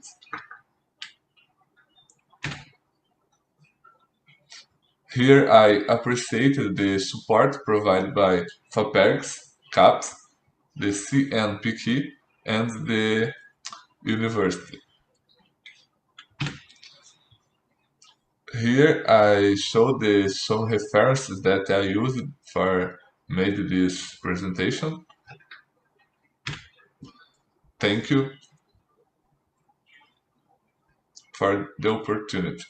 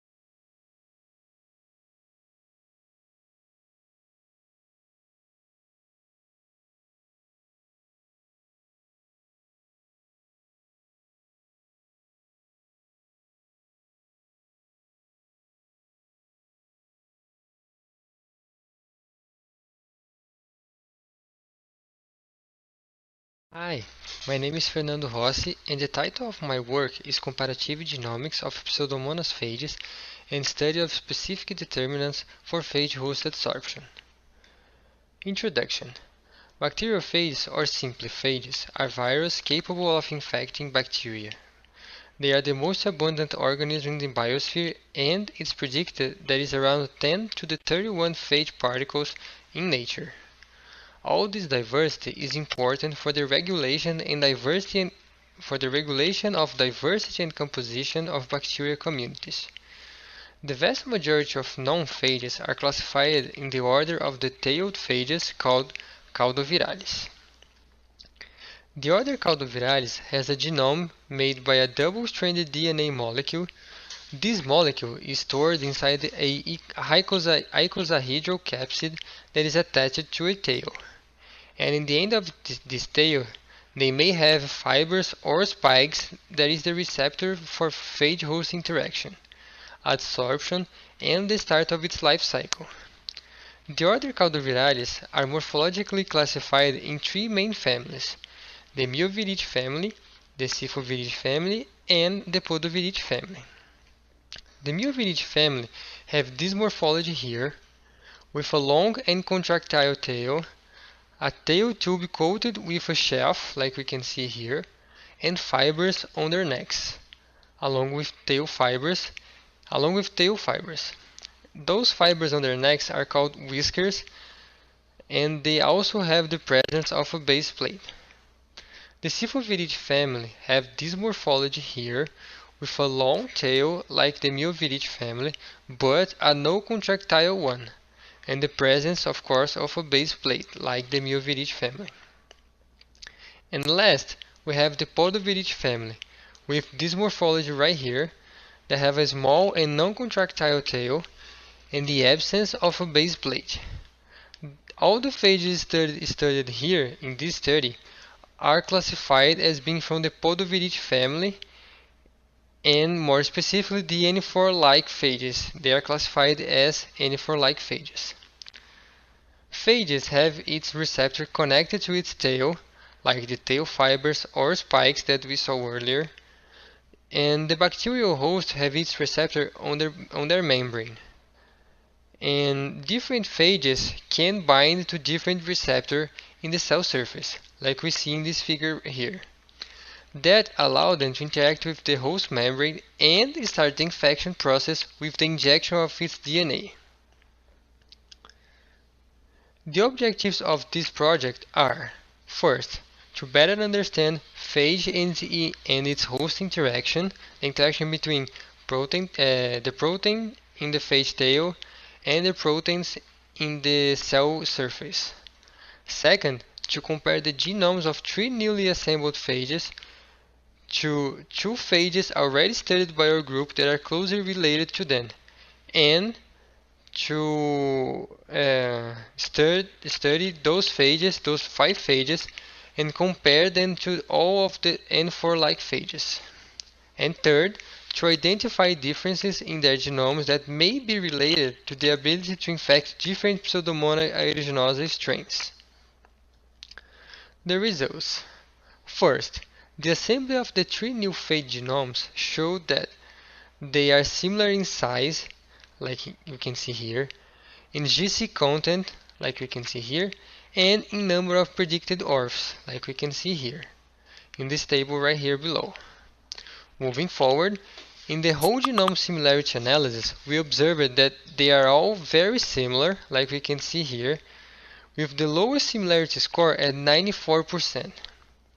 We can also see that phages ZC06, 07, and 08 are more closely related, sharing 99% similarity when compared to ZC03 and ZC04 that shares 97% similarity between them. The relationship between those phages is confirmed when we compare their core genome to all N4-like phages, like we see in this tree here, and it also shows a closer relationship between phages ZC06 and ZC07 compared to ZC08, and of course the closer relationship between ZC03 and ZC04. Even though these phages share high similarity and close phylogenetic relationships, like we saw before, the presence and absence gene analysis revealed many differences in their genomes that may be important for host recognition and adsorption, and other process of the phage. So, for the 83 predicted orphs, 54 of those orphs shared 100% similarity in the amino acid sequences between all the 5 phages, showing again their high genomic similarity. 29 of those predicted orphs showed similarities between 30 and 90%, and from those, the ones related to phage interaction and phage adsorption were screened and more deeply analyzed. From those orphs, some stood out. First, the DNA polymerase of phage ZCO6. We also found differences in the predicted mobile genetic elements inserted on those genomes. And talking about interaction and phage adsorption, we observed differences in the predicted tail components, and this difference may be related to phage interaction with its host.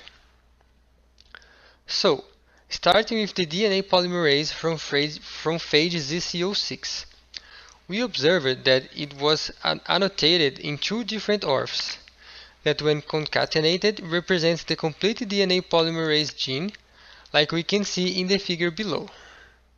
This break, also shown in this figure below, in the annotation, likely occurred because of a duplication event predicted in the end of the first orph. This duplication might have broken this annotation in 2. All 5 phages have predicted mobile genetic elements, or MGEs, but their occurrence and location in the genome differ from one phage to another. Like we see here, phages ZCO3, 04, and 08 have an MGE splitting an ADCP gene, while this orph remains intact in the other phages. And phages ZCO8, ZCO6, and ZCO7 have an MGE associated with the RNA polymerase II that is absent in the other two phages. We also observed differences in 3 orphs predicted as tail components, 2 predicted as tail fibers, and 1 predicted as central tail spike protein. Those 3 annotations are related to phage interaction and adsorption to the cell surface, and of course recognition of its host. First, the orph 5, predicted as one of the tail fibers, showed differences in its amino acid sequence, separating those phages in 2 main groups that follow the similarity pattern that we see before, where phages ZCO3 and ZCO4 have a closer tail protein when compared to the other 3 phages. Like we see before, ZCO3 and ZCO4 are closely related when compared to the other 3 phages. The second tail fiber, the orph 4, showed differences only to phage ZCO3 on its N-terminal portion of the amino acid sequence, like we can see in this image right here. And lastly, we found differences in the central tail spike protein that divided those 3 phages in 3 groups.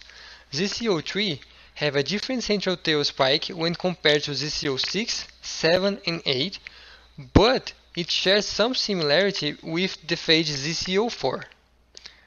The same goes the other way around, where phages ZCO6, 7, and 8 have different central tail spike protein when compared to ZCO3, but they also share a similarity with phage ZCO4. In this next figure here, it's clear that ZCO4 have an in-between central tail spike, which means that roughly half of this protein sequence is similar to the phage ZCO3, and the other half is similar to the other 3 phages, ZCO6, 7, and 8. And one thing that all of them share in common is that the middle of the sequence is conserved in all 5 phages, So in this alignment here, we can see that phage ZCO3 and ZCO4 share the first portion of its protein, like we can see here. The middle is shared between all 5 phages, and the last portion, the last part of this protein is similar to ZCO4 and ZCO6, 7, and 8, like I said before. And so, in conclusion, we hypothesized that those differences observed in the 3 Rs predicted as tail components may be related to the difference in the ability to infect some Pseudomonas strains, like shown in the image below. In this image, we can see that sometimes ZCO8 can infect some strains and ZCO3 cannot.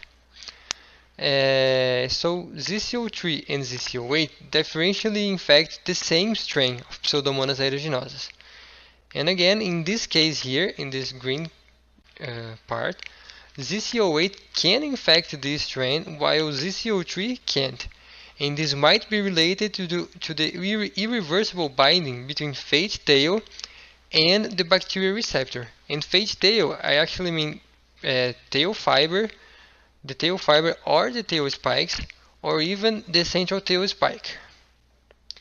Thank you very much.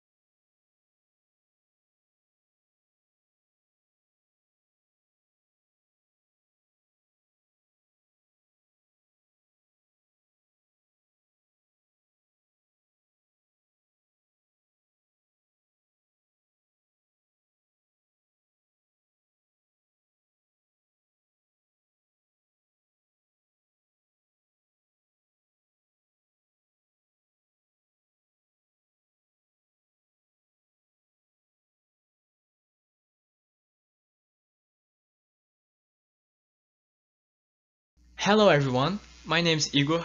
I am an undergraduate pharmacy student at the Federal University of Paraná. And the talk that I'm going to give you today is about my scientific initiation work at the Laboratory of Human Cytogenetics and Oncogenetics. So I named it A New Approach to Research Therapeutic Targets for Triple-Negative Breast Cancer, investigation of the association between tumor genome amplified regions and competing endogenous RNase networks. So I will turn off my camera now and begin the presentation. Cancer is a set of several diseases whose main characteristic is the loss of control of the cell cycle. Various processes are modified in this condition. One of them is the DNA replication, which can lead to copy number alterations. Copy number alterations are gain or loss changes of chromosomal segments. Thus, the number of copy of the genes is changed. Our lab has been working with breast cancer since the 1980s, as this cancer is one of the most incident in women worldwide. Despite the advances in medicine, both diagnosis and treatment, the breast cancer mortality rate is still very high. By immunohistochemistry, breast cancer is divided into 4 subtypes, among which the triple-negative is the most aggressive. This subtype has no specific diagnosis or therapy. Thus, the research of therapeutic targets and biomarkers for this subtype is encouraged. A previous study realized by our research group, done by Sujita and co-workers, identified and compared the profile of DNA copy number alterations between triple-negative and non-triple-negative breast tumor samples using RSG-8. RSG-8 is a technique which screens the whole genome to detect copy number changes. As a result of this analysis, the researchers identified 3 chromosomes regions frequently amplified in triple-negative tumors. Those regions have gene copy number gains. 638 genes were identified in this segment of chromosome 3. 304 genes were identified in the segment of chromosome 12. And 264 genes were identified in the segment of chromosome 21. Well, these data were inert in the lab, and my mentor thought they could be used for another study. She went to a congress, and there, competing endogenous RNAs, cRNAs, networks were a hot topic. This way, she thought about investigating the possible relationship between these 2 topics, tumor genome amplified regions and cRNase networks. cRNase networks are networks of RNA, microRNA, and RNA interactions that modify gene expression regulation. And how does it work? It is known that microRNAs generally downregulate gene expression by binding to target transcripts, reducing their stability or repressing their translation. Coding and no-coding RNAs have binding sites for microRNAs and can act as cRNAs. These act as microRNase sponges, reducing the number of available microRNAs to bind to their targets. Thus, cRNase networks modulate gene expression by reducing the suppression potential of microRNAs. So, what is this work's hypothesis? Amplification events can lead to a high expression of the amplified genes. It is not a rule, but it's possible to happen. The copy number of the genes is increased. With the previous lab's work, we saw that there are typical amplified regions and triple-negative tumors. What if these regions are encoding cRNAs? This way, the amplification events could lead to a high expression of those elements. As a consequence, a set of microRNAs would be sponged, leading to an increased expression of other genes that would normally be suppressed by those microRNAs. Continuing, what if the other gene is a gene that has an important role in carcinogenesis? Resuming this logic, could the genome amplified regions be stimulating cRNase networks to regulate carcinogenesis in triple-negative breast cancer? No study has investigated this hypothesis. We speculate that this associations investigation may be an alternative strategy for researching triple-negative breast cancer biomarkers and therapeutic targets. So, I just joined the lab team. My mentor came up with this work idea and asked me if I were in. I said the only reasonable thing that a person who doesn't know nothing about bioinformatics could say. Yeah, of course. And that's how this work came about. And how I ended up giving my computer a task that was beyond its capabilities. It crashed several times, but in the end, everything worked out. So, we aimed to identify potential ceRNAs transcribed in triple-negative tumors' genome-amplified regions and explore this mechanism's potential in the triple-negative breast cancer carcinogenesis regulation. And for this, we performed an in silico approach using the GDC RNase Tools package in the R software. This package provides a pipeline to perform an integrative analysis of messenger RNAs, microRNAs, and long no-coding RNAs. At the first moment, we did a differential gene expression analysis between the triple-negative and non-triple-negative breast cancer subtypes. We used the TCGA breast cancer cohort RNA-seq data with an N of 1,204. We found 4,975 differentially expressed genes, filtered by fold change equals to 1.5 and p-value under 0.01. I brought to you the heat map plotter from this analysis. In the vertical axis are the 4,975 differentially expressed transcripts. In the horizontal axis is the TCGA breast cancer cohort. Looking at this axis, we can see the triple-negative patients highlighted in red and the non-triple-negative patients in blue. Right down in the gene expression matrix, we can note the differentially expressed genes clusters of triple-negative patients, where blue is for reduced expression and red for increased expression. We noted that 266 of the amplifier genes are differentially expressed. 151 from the segment of chromosome 3, 65 from the segment of chromosome 12, and 50 from the segment of chromosome 21. At this point, we already had the two groups to predict the cRNA's network, the whole tumor transcriptome and the tumor amplified transcripts. Both groups differentially expressed between triple-negative and non-triple-negative subtypes. We did the competing endogenous analysis separately to each of the three amplified regions. This step included hypergeometric test, Pearson correlation, and pattern analysis of regulation. Each one of these analyses fulfill a criterion to determine the cRNA's networks, which are: candidates for cRNAs must share a significant number of microRNAs, the expression of these candidates must be positively correlated, and the shared microRNAs should play similar roles in regulating the expression of the correlated elements. The competing endogenous analysis predicted 896 cRNA pairs, composed of an amplified transcript, a correlated transcript from the total tumor transcriptome, and the microRNA shared by them, filtered by Pearson correlation coefficient higher or equal to 0.3 and correlation p-value under 0.01.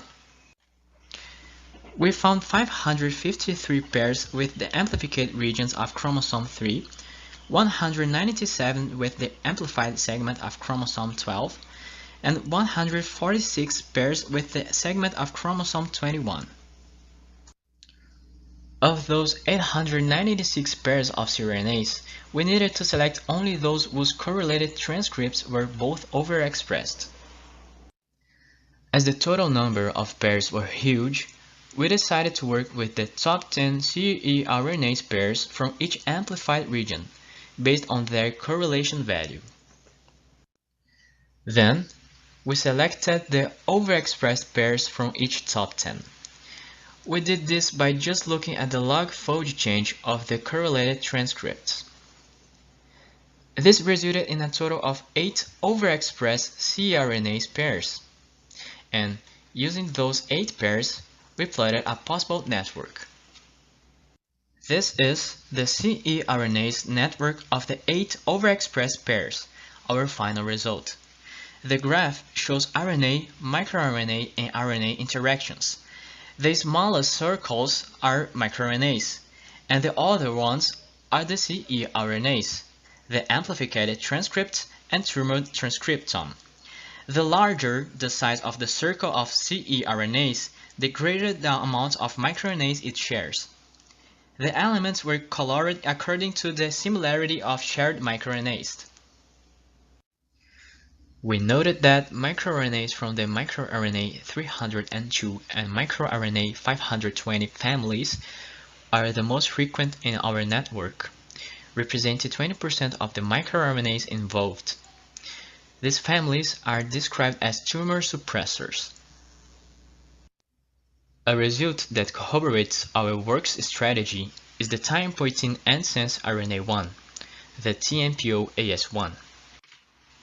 Among the network that was generated, TMPO-AS1 is a long no-coding RNase with oncogenic functions already validated in the literature.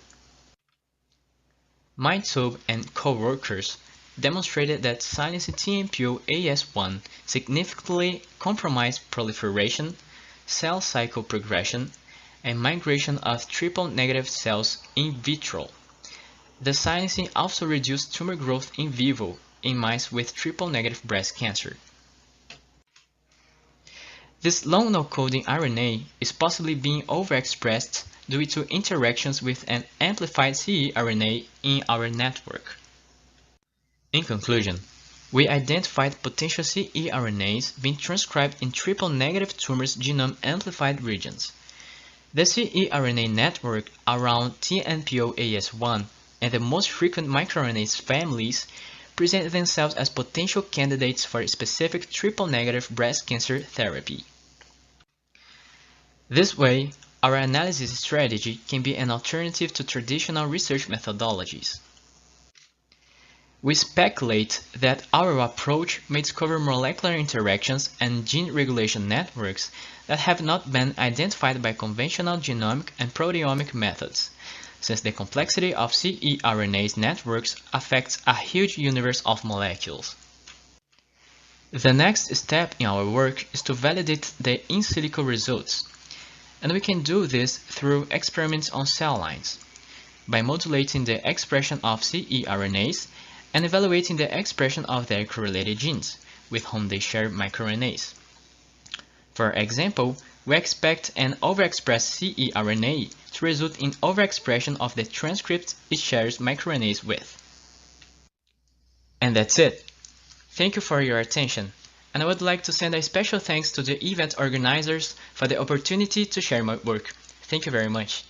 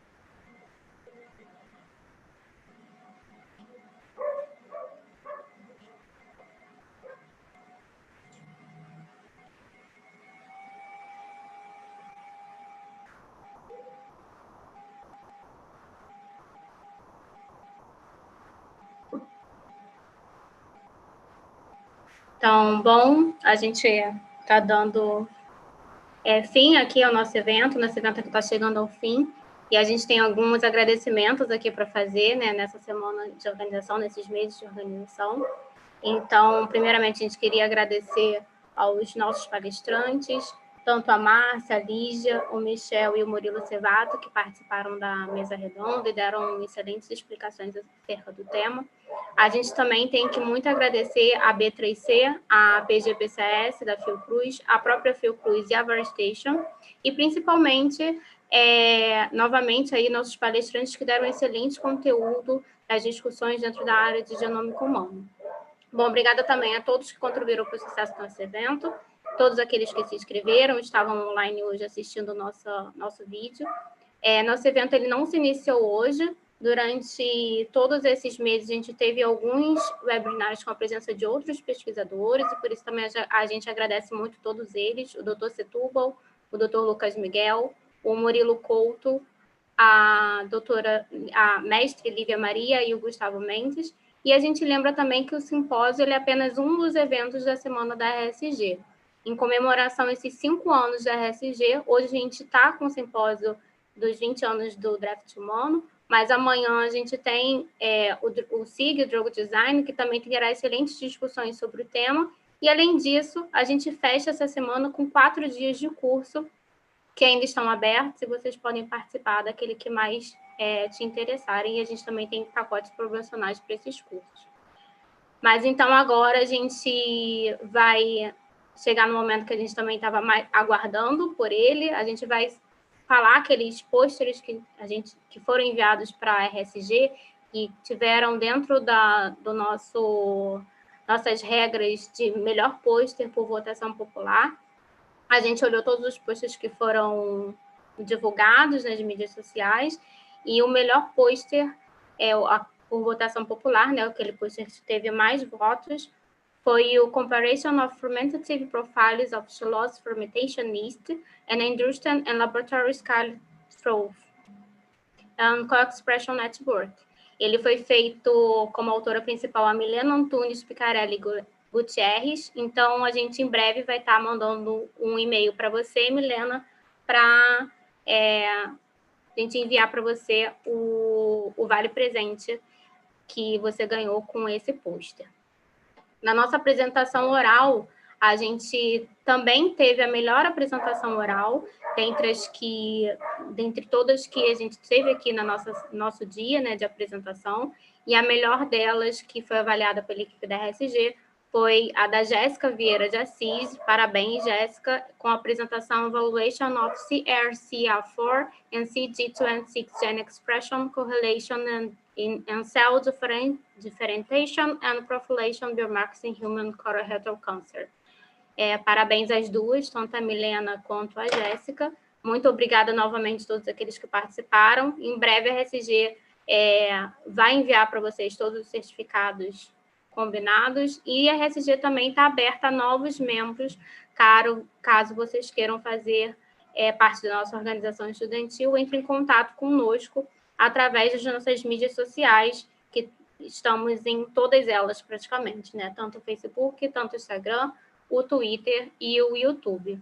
Então é isso, por hoje a gente fica por aqui. Amanhã a gente começa com o SIG às 9 horas da manhã, e aguardamos todos vocês. Muito obrigada por nos assistir durante todo esse dia.